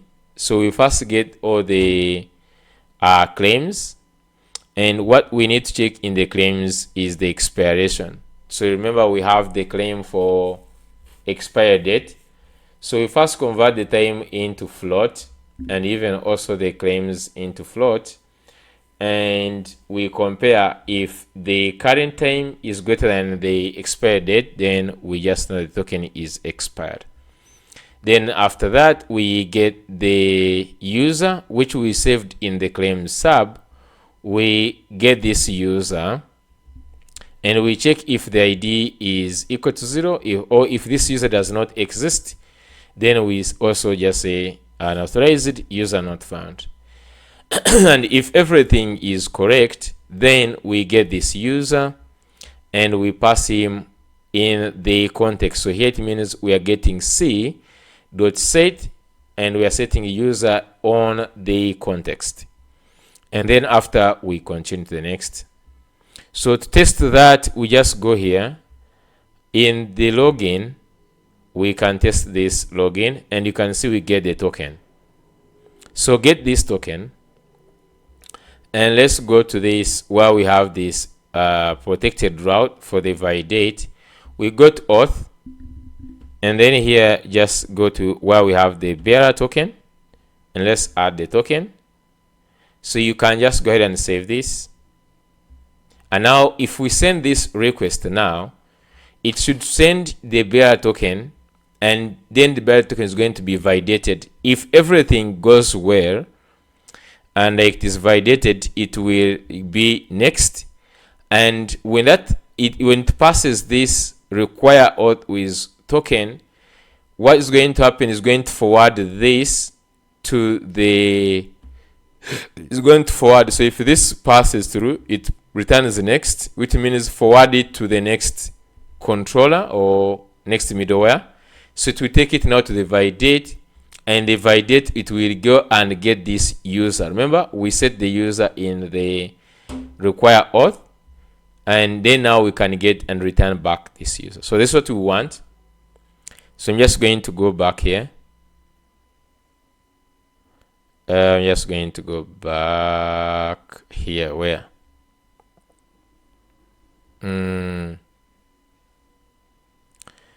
Okay. It is here. So let's go ahead and send. Yeah, so you can see we get back all the data. So if you don't want to see this password, we can actually remove this password. How? We can actually define another, like the validate, or this can be any. So in the validate, you can just remit this. Maybe we can just say ID response. So here I can say ID response, and then here I'm just going to pass in the ID, and the ID is going to be of user dot ID, like this. I'm just going to remove this. Now, because this missing field or method, like this user here is of type any, what we could do,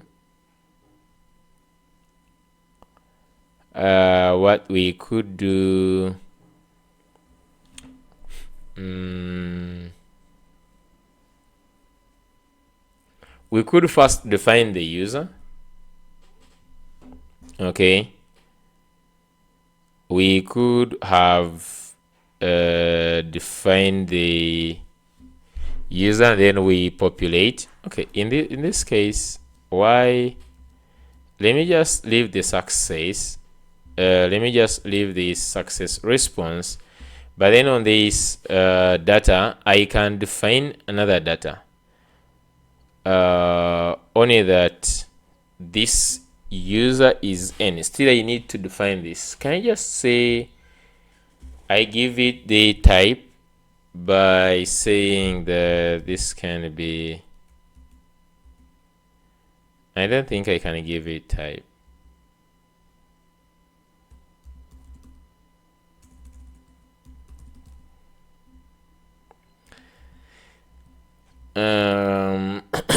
How can I populate this?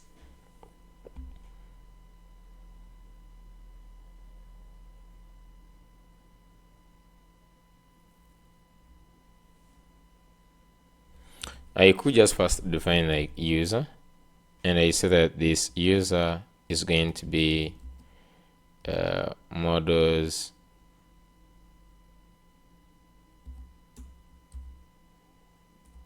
why is it not a getting the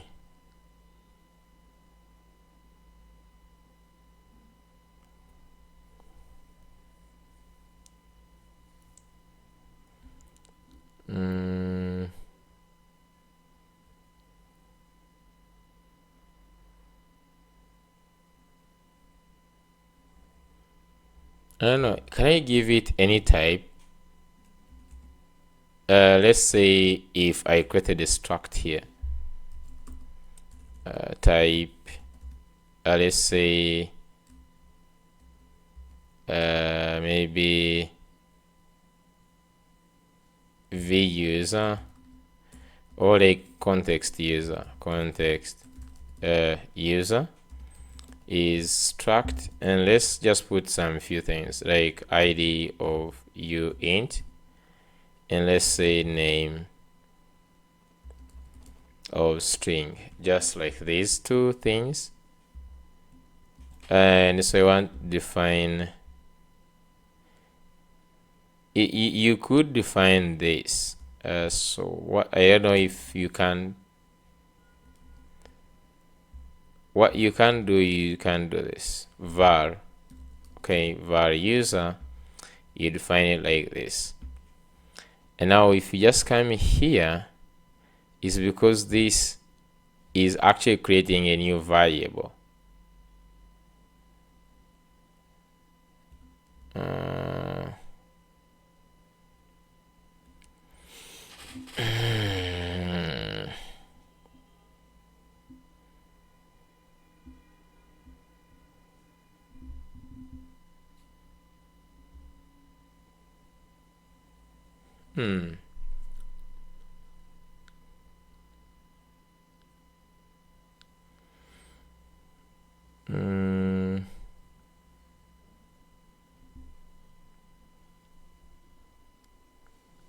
Okay, let me just ask maybe how would I give the types to that? Let me just go here. If I have this,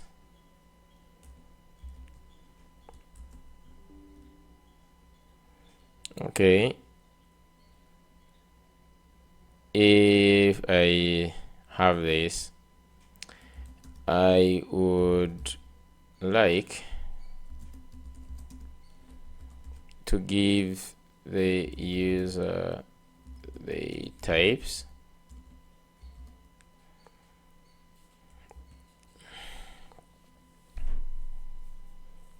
I don't know if it is understanding what I was asking. Okay, so you'd get this, and you say value is equal to get user, and then you say user is equal to, oh, so you can use type assertion. Like here you create a new variable, and then you give it type by saying it is value dot option 2 type assertion with safety check. So you say value exist from, okay, so you get user, and okay is okay. I don't think that one I need it, but basically this is how you get to give something. Okay, so we can just name this to something else, value. Okay, okay, and then down here we can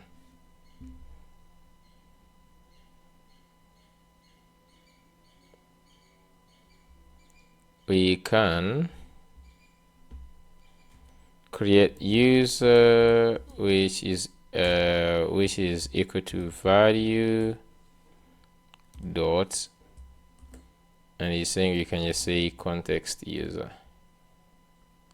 Okay, I didn't know that.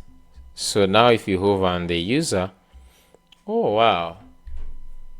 Oh, okay. So now we can just come here on this contact user, and we can instead, so instead of having all this, so if I do that, what happens? Okay, we still have all. So what I would do is I would just want to go and return a few things. I would just say that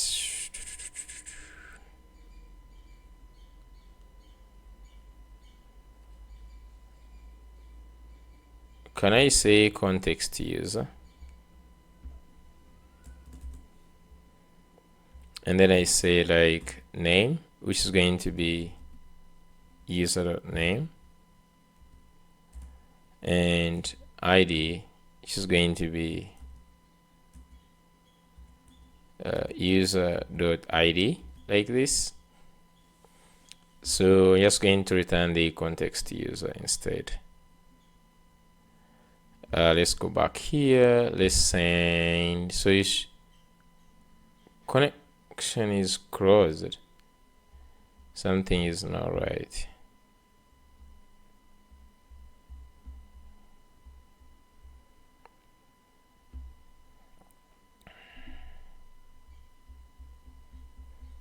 Let's check if we're still running. Okay, the server is still running. I don't know why this is saying 500 connection is closed. This guy is something I've done. Slow SQL. Select star from users where users IDs go 1. I did something wrong.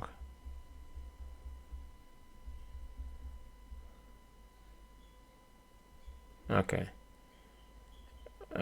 let's say here we had the user.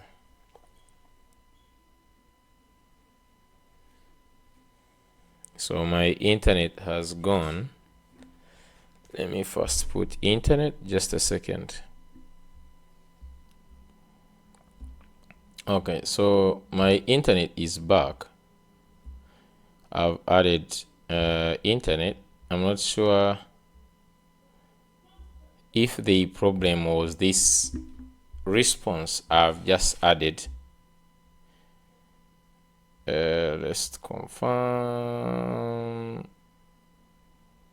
Okay, so just want to go ahead and run this to confirm if it is the problem.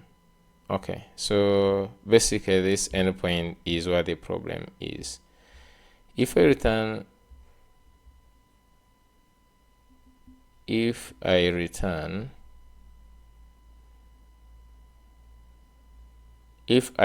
the user here, okay, if I return the user, okay, what's going on?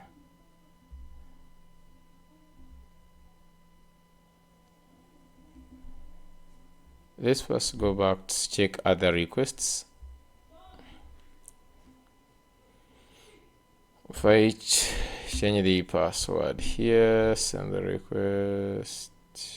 Okay, invite. If I change this to get the token, so I get a token, I set this token to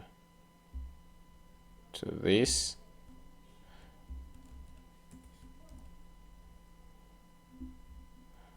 Send the request. Why is this bring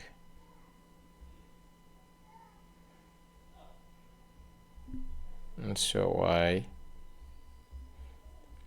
Well, apparently panic recovered. You can select this get actually API validate, but I think just because of the things we have done in here, more especially this, let me just leave this user for now. Let's go ahead and run again this.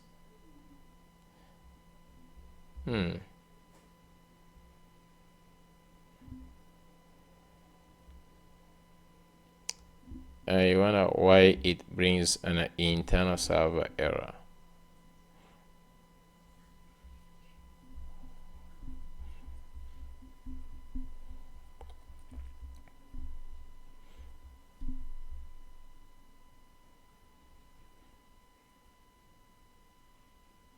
And here it says slow SQL. I don't know if this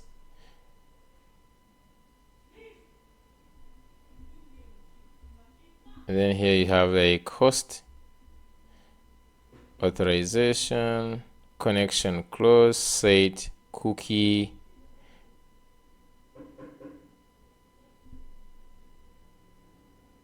Oh, like we're having set cookie. So this is something else.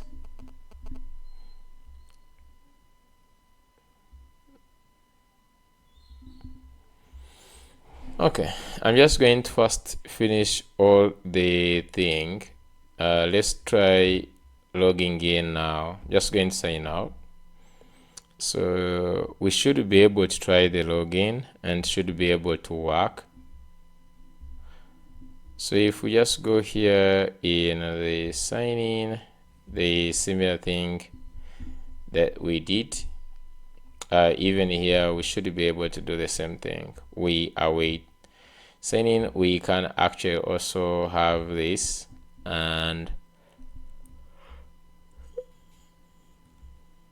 we can just go to this, and then we can just go ahead and uncomment this.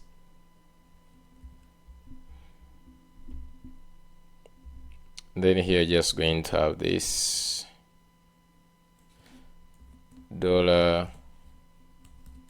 $API URL / users / login. So then we go ahead and have this as result.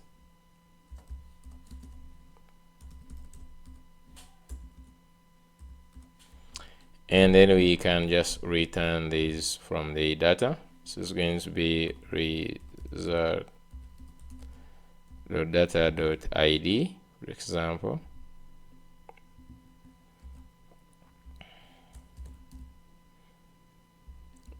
.email,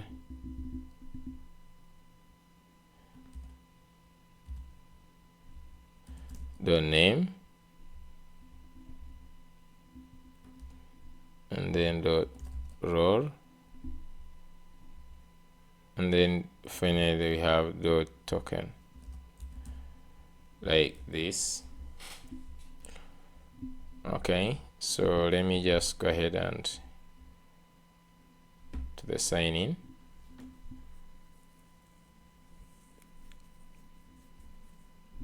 We can admin,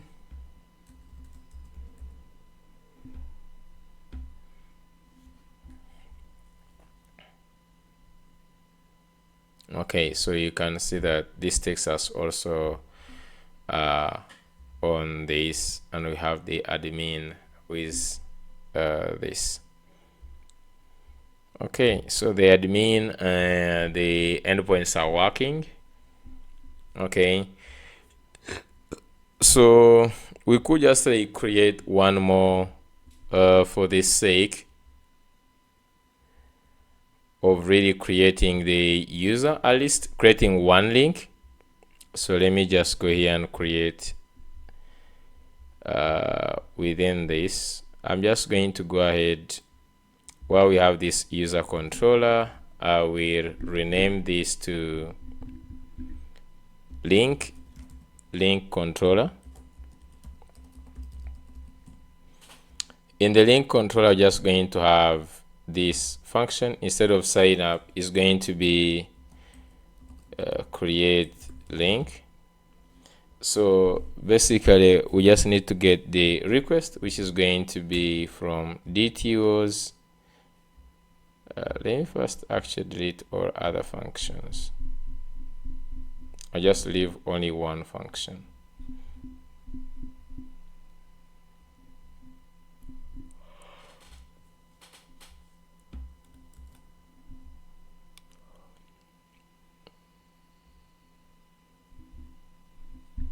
I'm just going to save.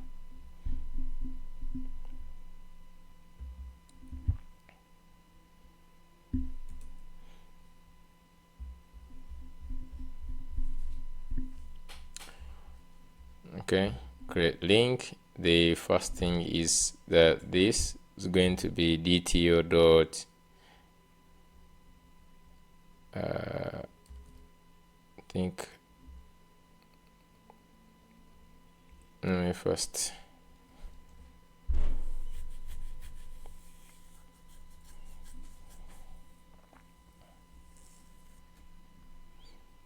okay, so this is going to be create link request, and this is going to be validate should bind, and we're going to bind the request.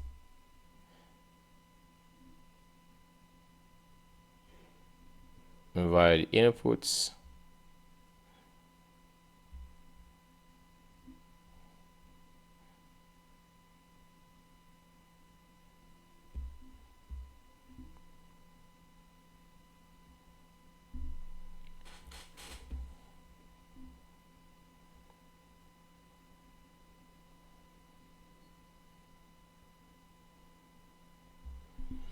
Okay, we don't need to ask the password. Let's create the model. So in this case, it's going to be model link. Now in this model, we need a lot of things, which I'm just going to go ahead and get here. Others we don't need them, but right now just going to add these ones. We need the short code, so just going to get this from the request.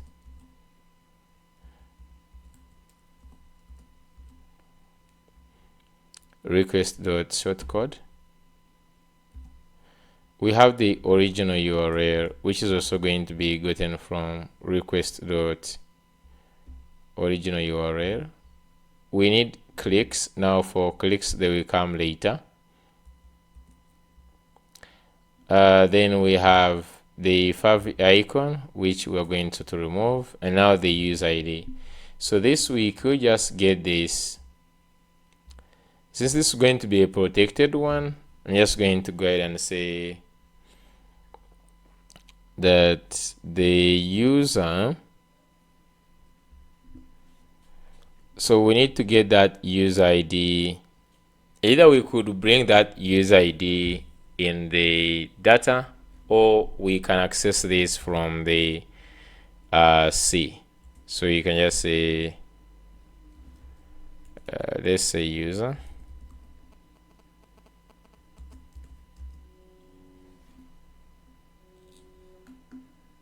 I'm just going to say there's going to be equal to C. Okay, it's saying you can just say user, comma, underscore, and this is going to be equal to C dot get, and then we get the user like this. The problem is that this user we have gotten is of type any. I don't know how could actually give it some type, because if I wanted to get ID, I would just say that user ID is equal to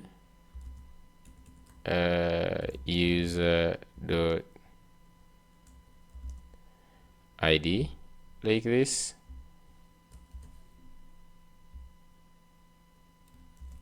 You do something like that, and then you get this user ID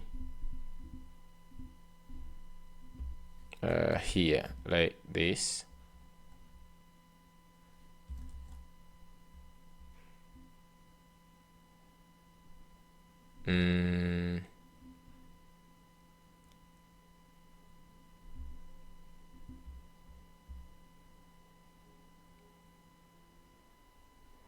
No new variables on the left side of the compiler.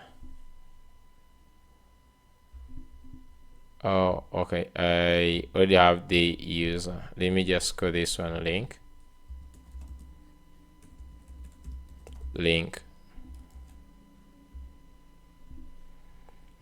So after creating the link, however much I still have this user.id undefined. Type any has no field or method.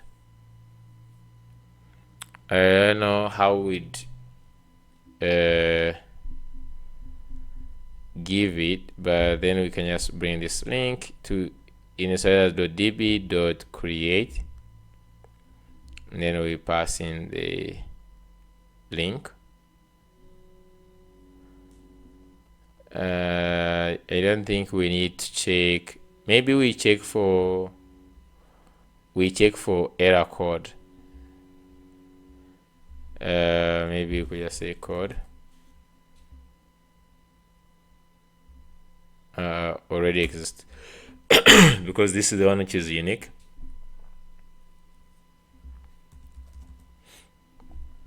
And this side we don't need to do this. Okay, we just need to return the created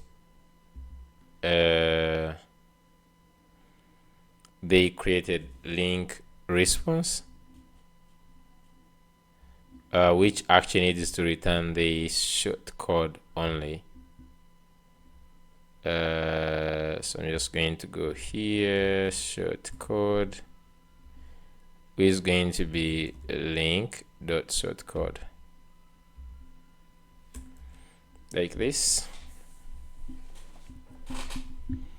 So I have 4 errors. Let me first look up here, which is 1 error. So I have 1 error right now. If you have user.id and undefined, type any has no field or method ID.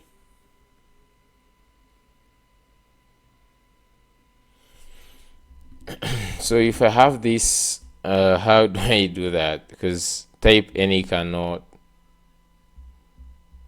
Let's check with type any.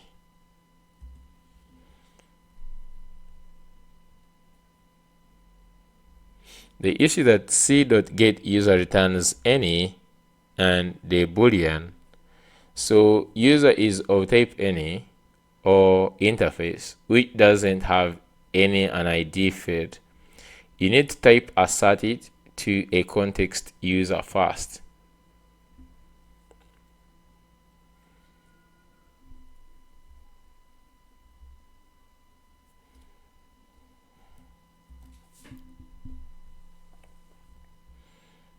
Okay. Why did we use this context user? Oh, okay. I find it in this user controller. I'm not sure now if that is okay, but let's say they create link. Let's go ahead and create this in the main.go. So we can create the links also for the similar way we created the users. We can create links. So I'm just going to say here links v1 group links, and then the first one is going to be controllers dot create link. Now this is supposed to be actually protected. You could actually also create the protected where you apply the whole entire thing on that, but we can just simply add this. So you have like links dot post,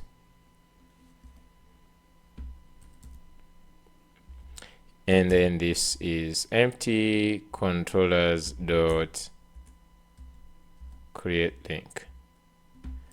So basically we have this to create the link. I'm just going to test this directly in code.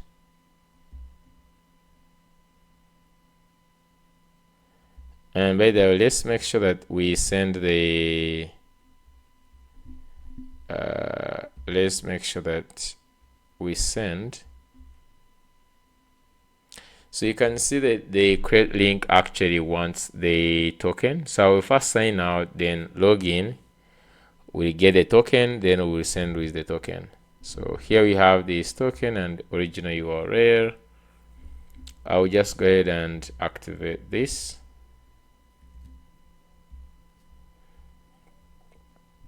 Okay, I will just go here and say API URL and then be slash links post bear token and then string we send us to, and now you can wait this to be the result, which is equal to await, and then you can just say shortcode is going to be result.shortcode. Just going to remove these. Okay, so we will create this. Let's go ahead and try it out. So I'm just going to go to this.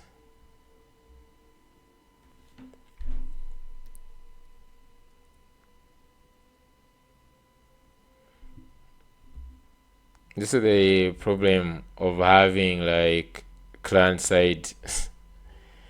It can take forever. So we have this user. That means that the token is there. I'm just going to say create link. I'm just going to put in this is app.com.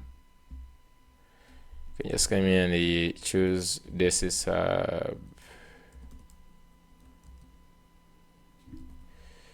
this app.com. Let me generate the shortcode and just say create. Failed to create link, please try again. I just want to see this side if we actually hit that endpoint. I think you realize it is just because of having this C user thing.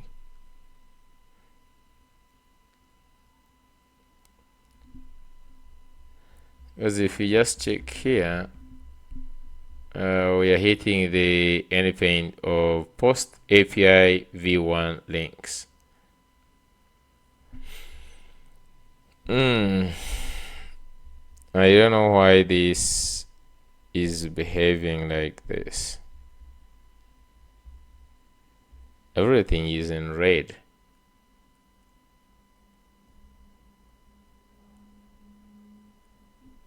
Is models.user, not controllers.context user. Oh,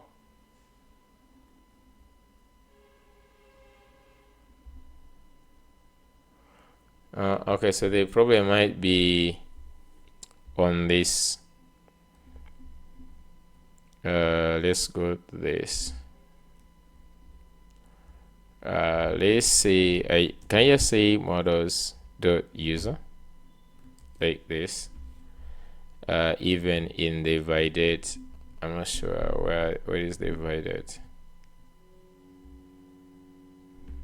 If I just go even in the divided, I'm just going to actually comment out this. Okay, here we are just returning everything, but it is saying that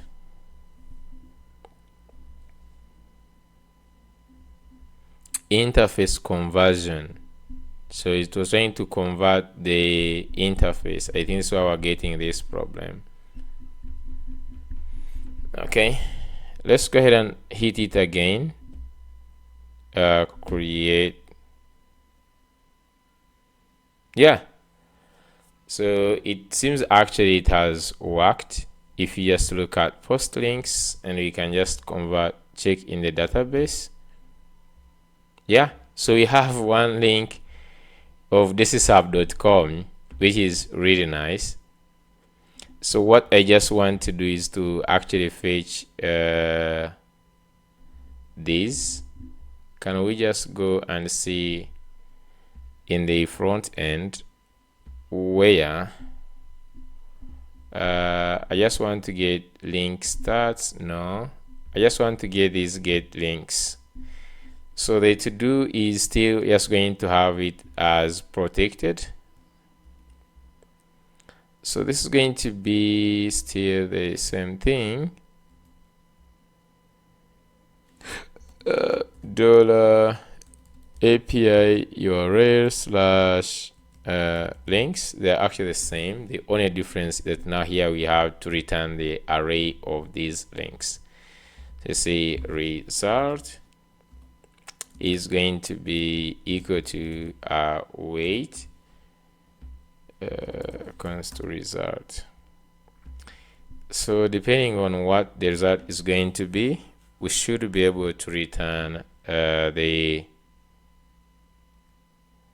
maybe result dot data.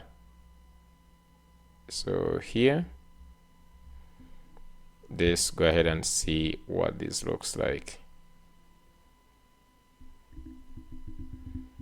Just going to go ahead and remove this result dot data. So just need to create this endpoint. So within the links, let's go back this side. So within the links here controller, we need to get the one for getting all these things. Just go say get links. So basically we need to make a Golang fetch. So if I just go Golang query, so there is this query, first take last. So if you want to select star from users order by ID limit 1, so you can just do something like this. Get the first record. I think this is why I have Golang something like you get one record, get last record. And that's the new API. There is this old API.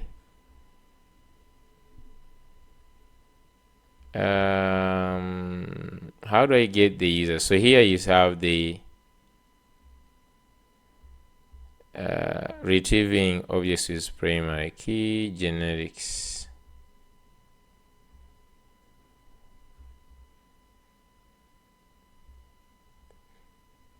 Retrieving all objects. So here you just have db.find and then you pass in this. Okay, so that means we can just come here and we say first let's create the object. So you can just say var links, which is going to be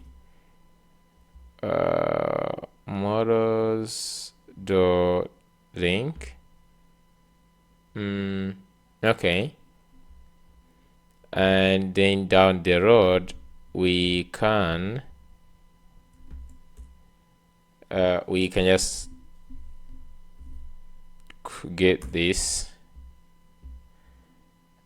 error. This returns back result. I think we can, oh, okay, so we can actually have the result just for some of this. So you could just say result result is equal to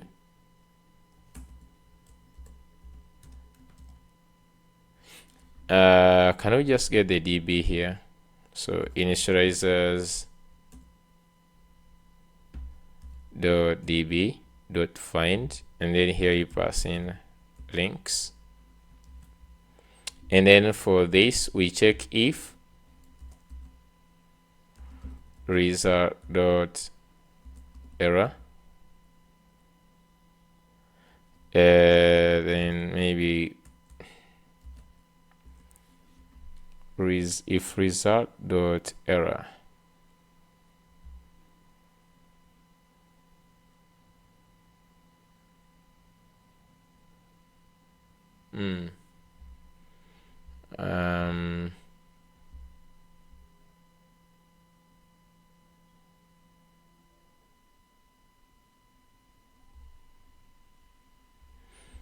get all records.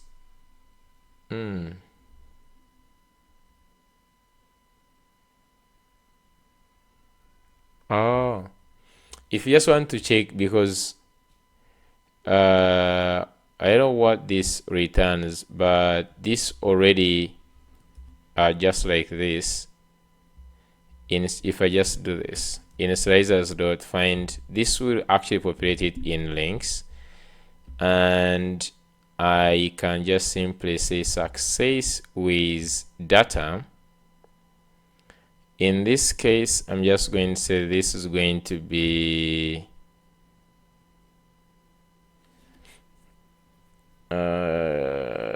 I could just return links. Can I just return links like this? Yeah, I can just return links just as simple as this. We get the links and return them, and then if we just go to main.go, we just hit this as links.get middleware, and then controllers dot get links. Then if I go back to the front end, oh, so this one gives us all the link. I think we need to write the where clause, so we can't just do this get all match records. Yeah, so we just need to add this. Okay, before we get excited, so here I'm just going to get links. So we just need to do this db where. So it's going to be db dot where. Now here just going to be where user ID is equal to, so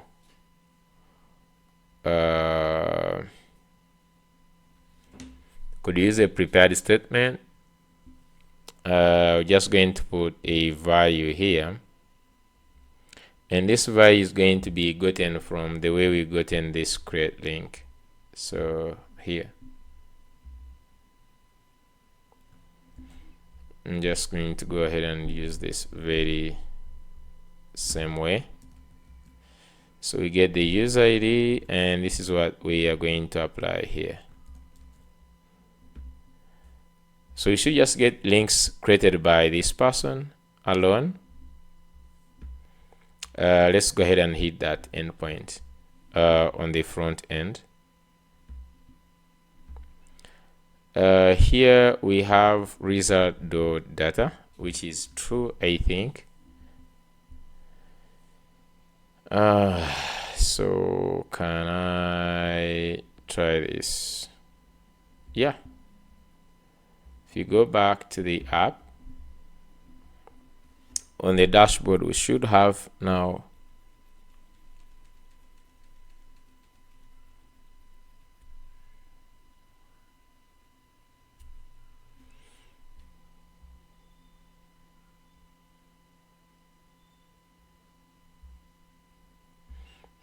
I'm not sure like why it takes this all this time.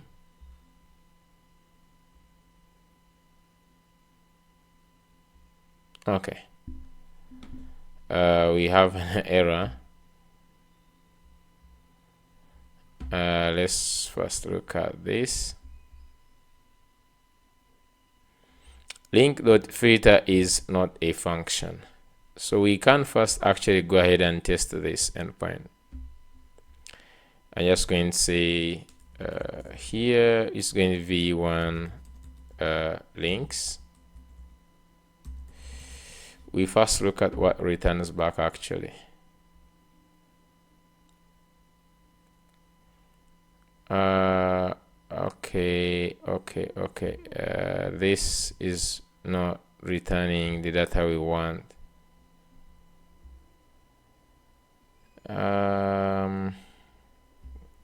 So here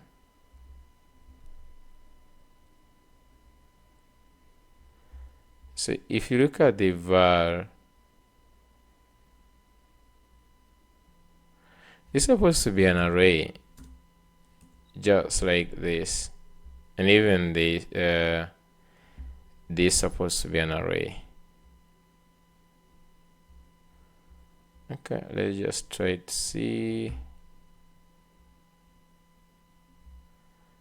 It gives back no data. And this is supposed to be status. Okay, by the way.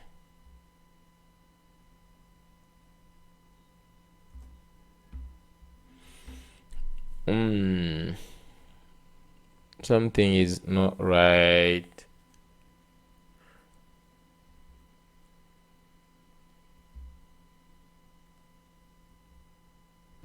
Let me just try to say fmt dot print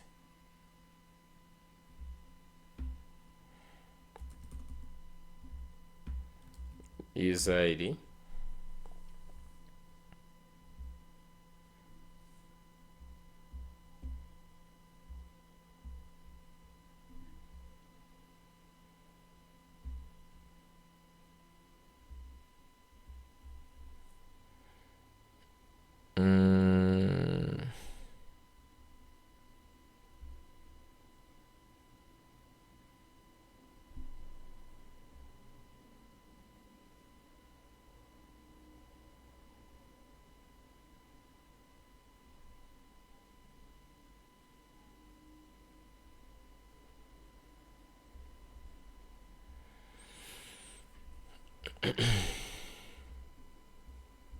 C.json.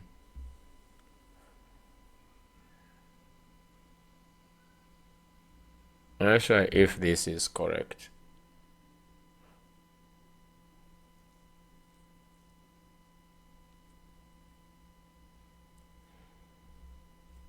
Okay, let me just try to see if, because what comes back is not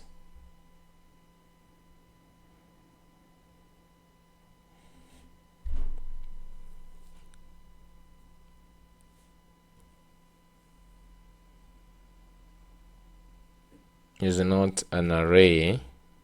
We need to get back an array. In fact, it's just whenever you get the ID 0, it means that the query didn't return. It returned an empty string. Let's first also check in the database in the links. If you just check on the user ID is 1.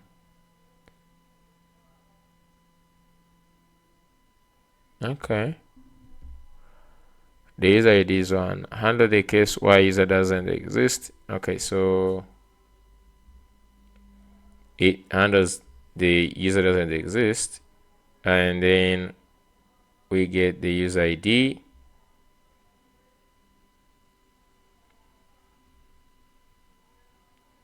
Like according to it, it feels like this is okay. Fix the Golang query, important. The where clause should use the actual column name, like user ID in a snake case. Oh, okay. I think that's why the problem is on this, because the columns, if you check here, the column is the user underscore ID. I passed in the wrong one, and let's actually, so on this line, okay, you need to pass in the user ID, and here this is where I use this. Otherwise, we can also add error handling. You can see, or use even struct map. Consider having database errors. User do not exist. So you could basically also handle these scenarios whereby the user does not exist in the user is not authenticated. Yeah, you could just handle this scenario of user is not authenticated here after getting the value. So you could just have the user and error response. This is going to be the error. Okay, let's try one more time. So if I just go ahead and hit this, okay, the good thing now, we actually have it. You can see we have this. So I just go back to the app, and let's go ahead and do this. And come on, it says unaccount properly undefined reading to lowercase, and I think just because I'm just going to go back here. So if you look at the data that we have here in this, you see that the clicks is 0, favicon icon is empty, so it must be maybe on the favicon icon. So if I go back this side to where we are fetching this result.data, so this is going to be used where this links API is going to be used maybe on the dashboard page.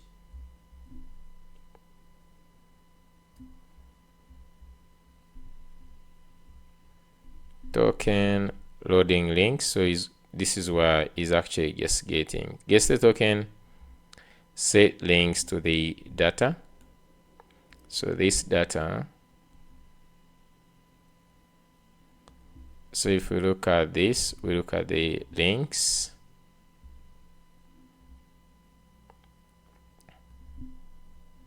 So we could just actually basically say favicon is not there. What else is not there?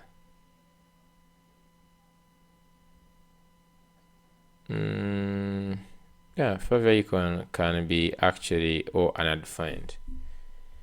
So why are we getting? Let me first go back to this console.log links.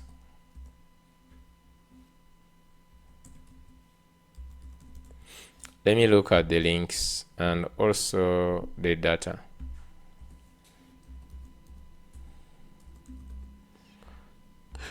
Okay.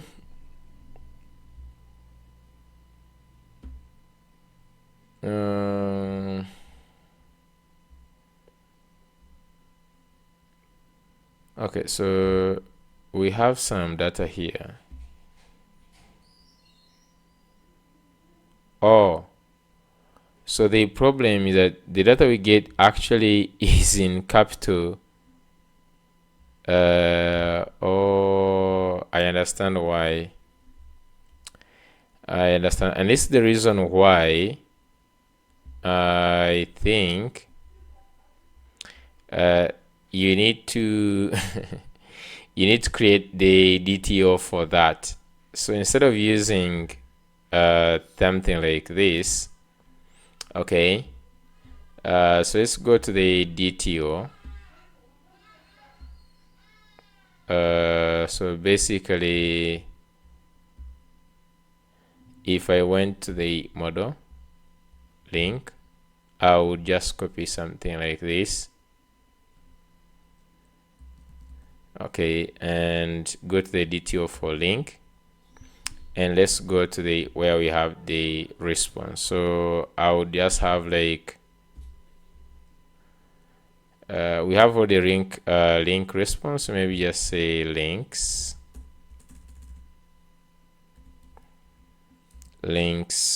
response,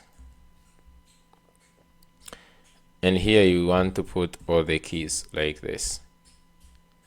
So let's say okay, so short code, and this we have. Let's also cut this. Okay, so just say ID, which is going to be a string, and in the JSON, this is going to be ID. Then others, we have the click, which in the JSON, so I'm just going to copy this. In the JSON is going to be clicks, favicon, which in JSON is going to be favicon, user ID, which is going to be user, I think user ID, like that. It's going to be like user ID or user underscore ID. Okay, any can work, but then we have them like this. So when we go back to this controller, so here we could actually use DTOs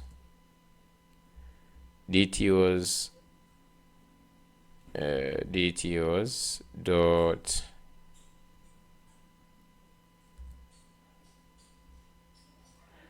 so we have dot, and we have like links response.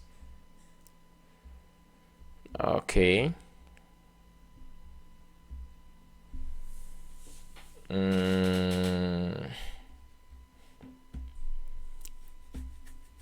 because if we now go back here, it shouldn't get these in capital. We should still have them in capital. How do we do that? Okay. This side. Okay, if you look at the login response, these keys are where in small, then why are we not having these ones in small? Like,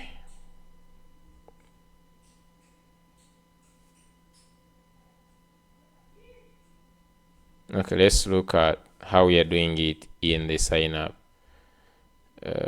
If you look at how we are doing it in the user controller, so basically you get this and you give it the type. Let's see that. Okay, let's copy the same way in the link controller. So you come down here, we're just going to say that the data we want to give is going to be of type. So here is going to be DTOs.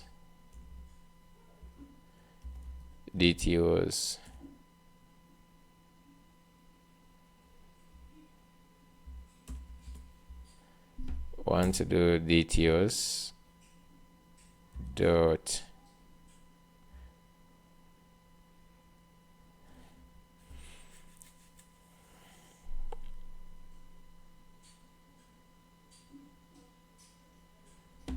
we just want to do this links response, or actually this is an array, right?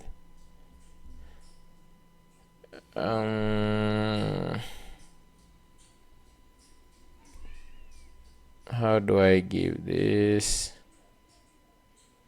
So if you just do this, down here is supposed to have the links. How do I spread them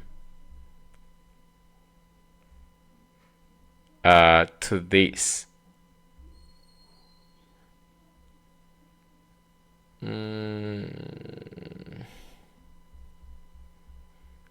I just need to spread them inside here.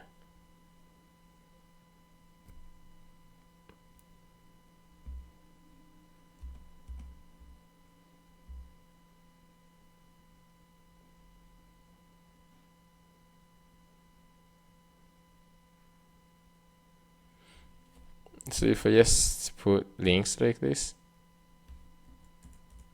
what? That sounds lame. You don't know. Let me just try to get some help, because it has failed to convert them into small. Let me just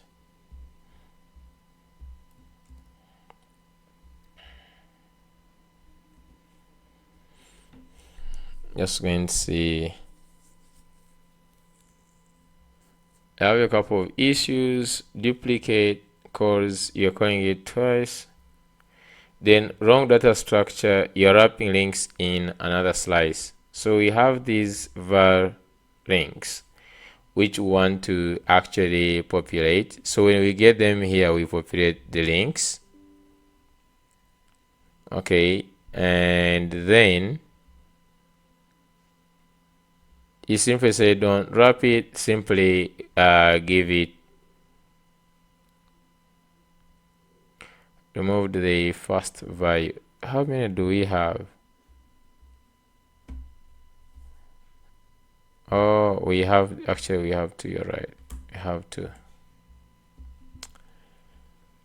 So we simply just go ahead and return this,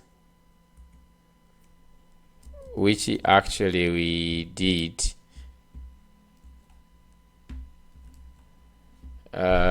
Which we did, and we are getting this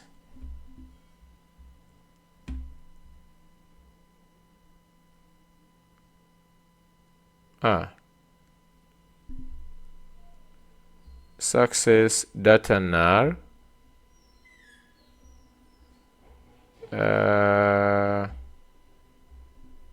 Let's see.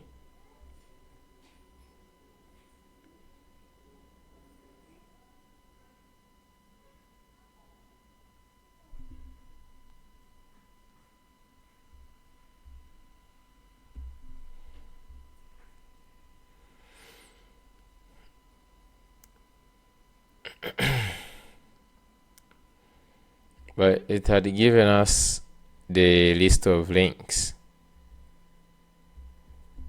Why now is it giving? It has failed to give us.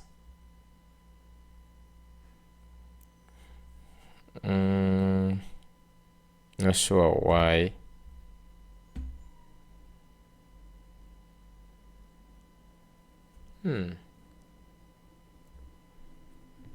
Okay, if you hit this, steer this side, what do you get?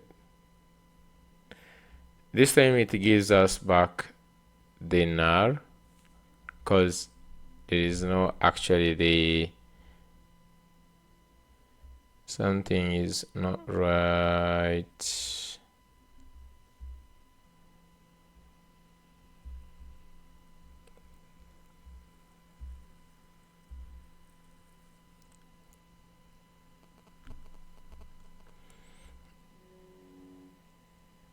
the user is gotten here. We have the user, then user.id. Maybe I should just print this and I say user ID.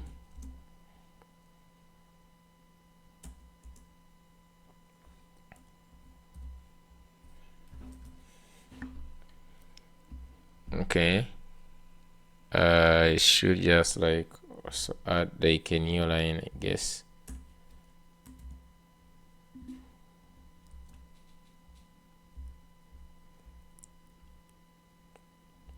Let me go ahead and create this.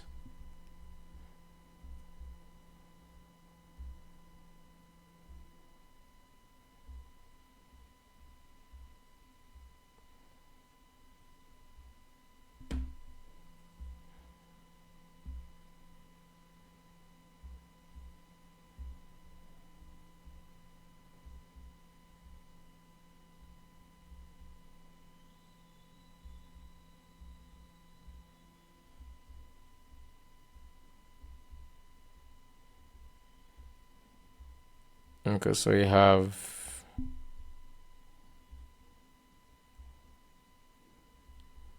pseudo query select star from users where user is equal 1 and user ID you can see is 1. So I don't know why error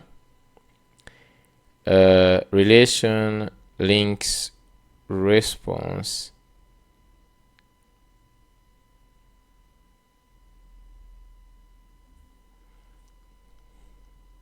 does not exist.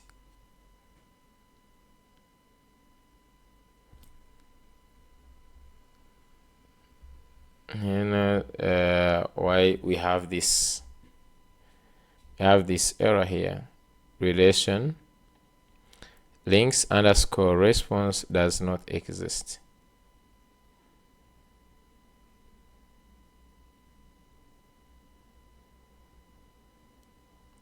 That's why they is saying controllers on line 72.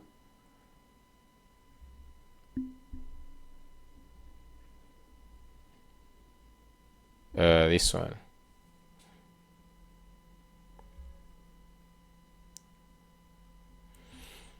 I think it's just because the links we gave them now this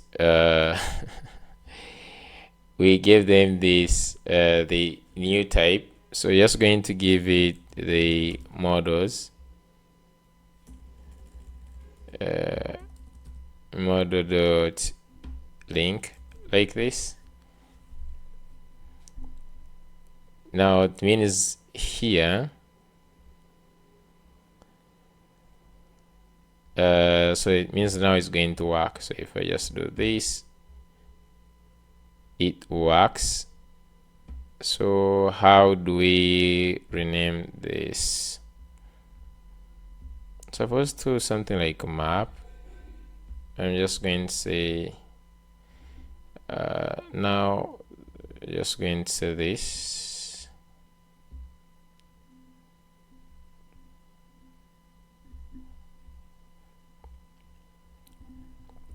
Yes, now I've changed the type for links to okay, and I'm getting this response. So you're just going to copy this response.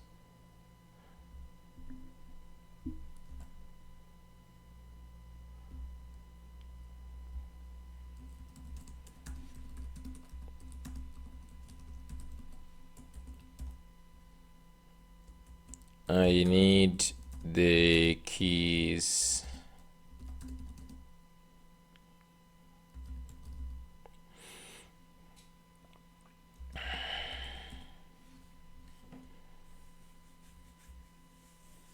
I'm supposed to do some, you need to type okay, so you just create this.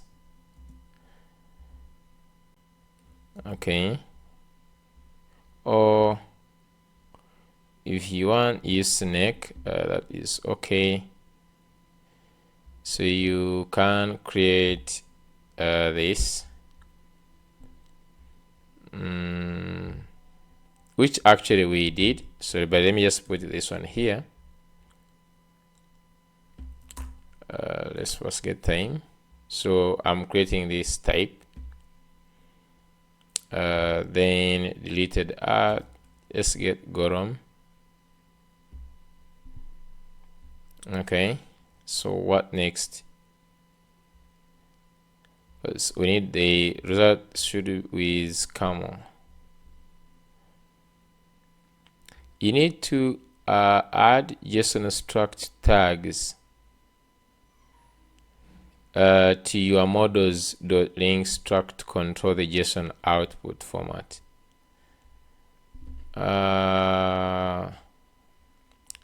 Okay. Of course, we cannot do that on the model, can we? Because this is in this. Okay, therefore, what if I actually change this?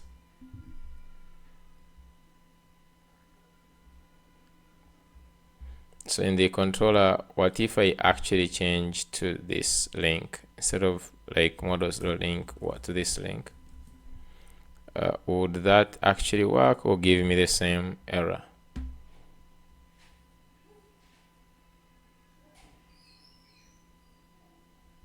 What? How?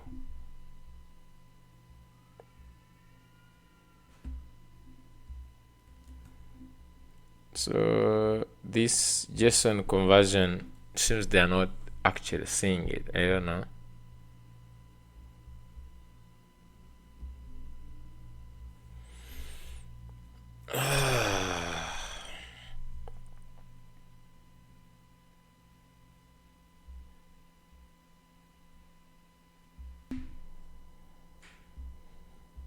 Okay, so this actually works. So now you can see that they have actually worked there in small caps. The ID is 1. So that means that we should have this working this side. And yep.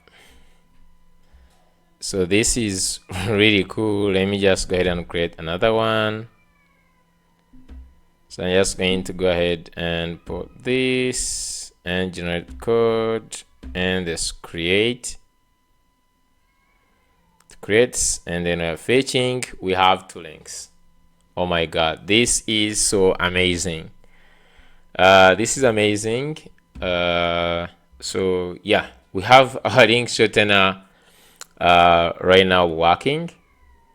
Okay, we have this working. I'm not going to go into details of like clicking on it. You can just go ahead and implement that, which is something which is easy. Like when you click on this, takes on that dashboard short link, and then you redirect. That shouldn't be hard to do. But the most important thing is that we have this CRUD working with all the logic that we played around. So thank you so much for watching this episode, this video. If you haven't subscribed, please subscribe. I will see you in the next one.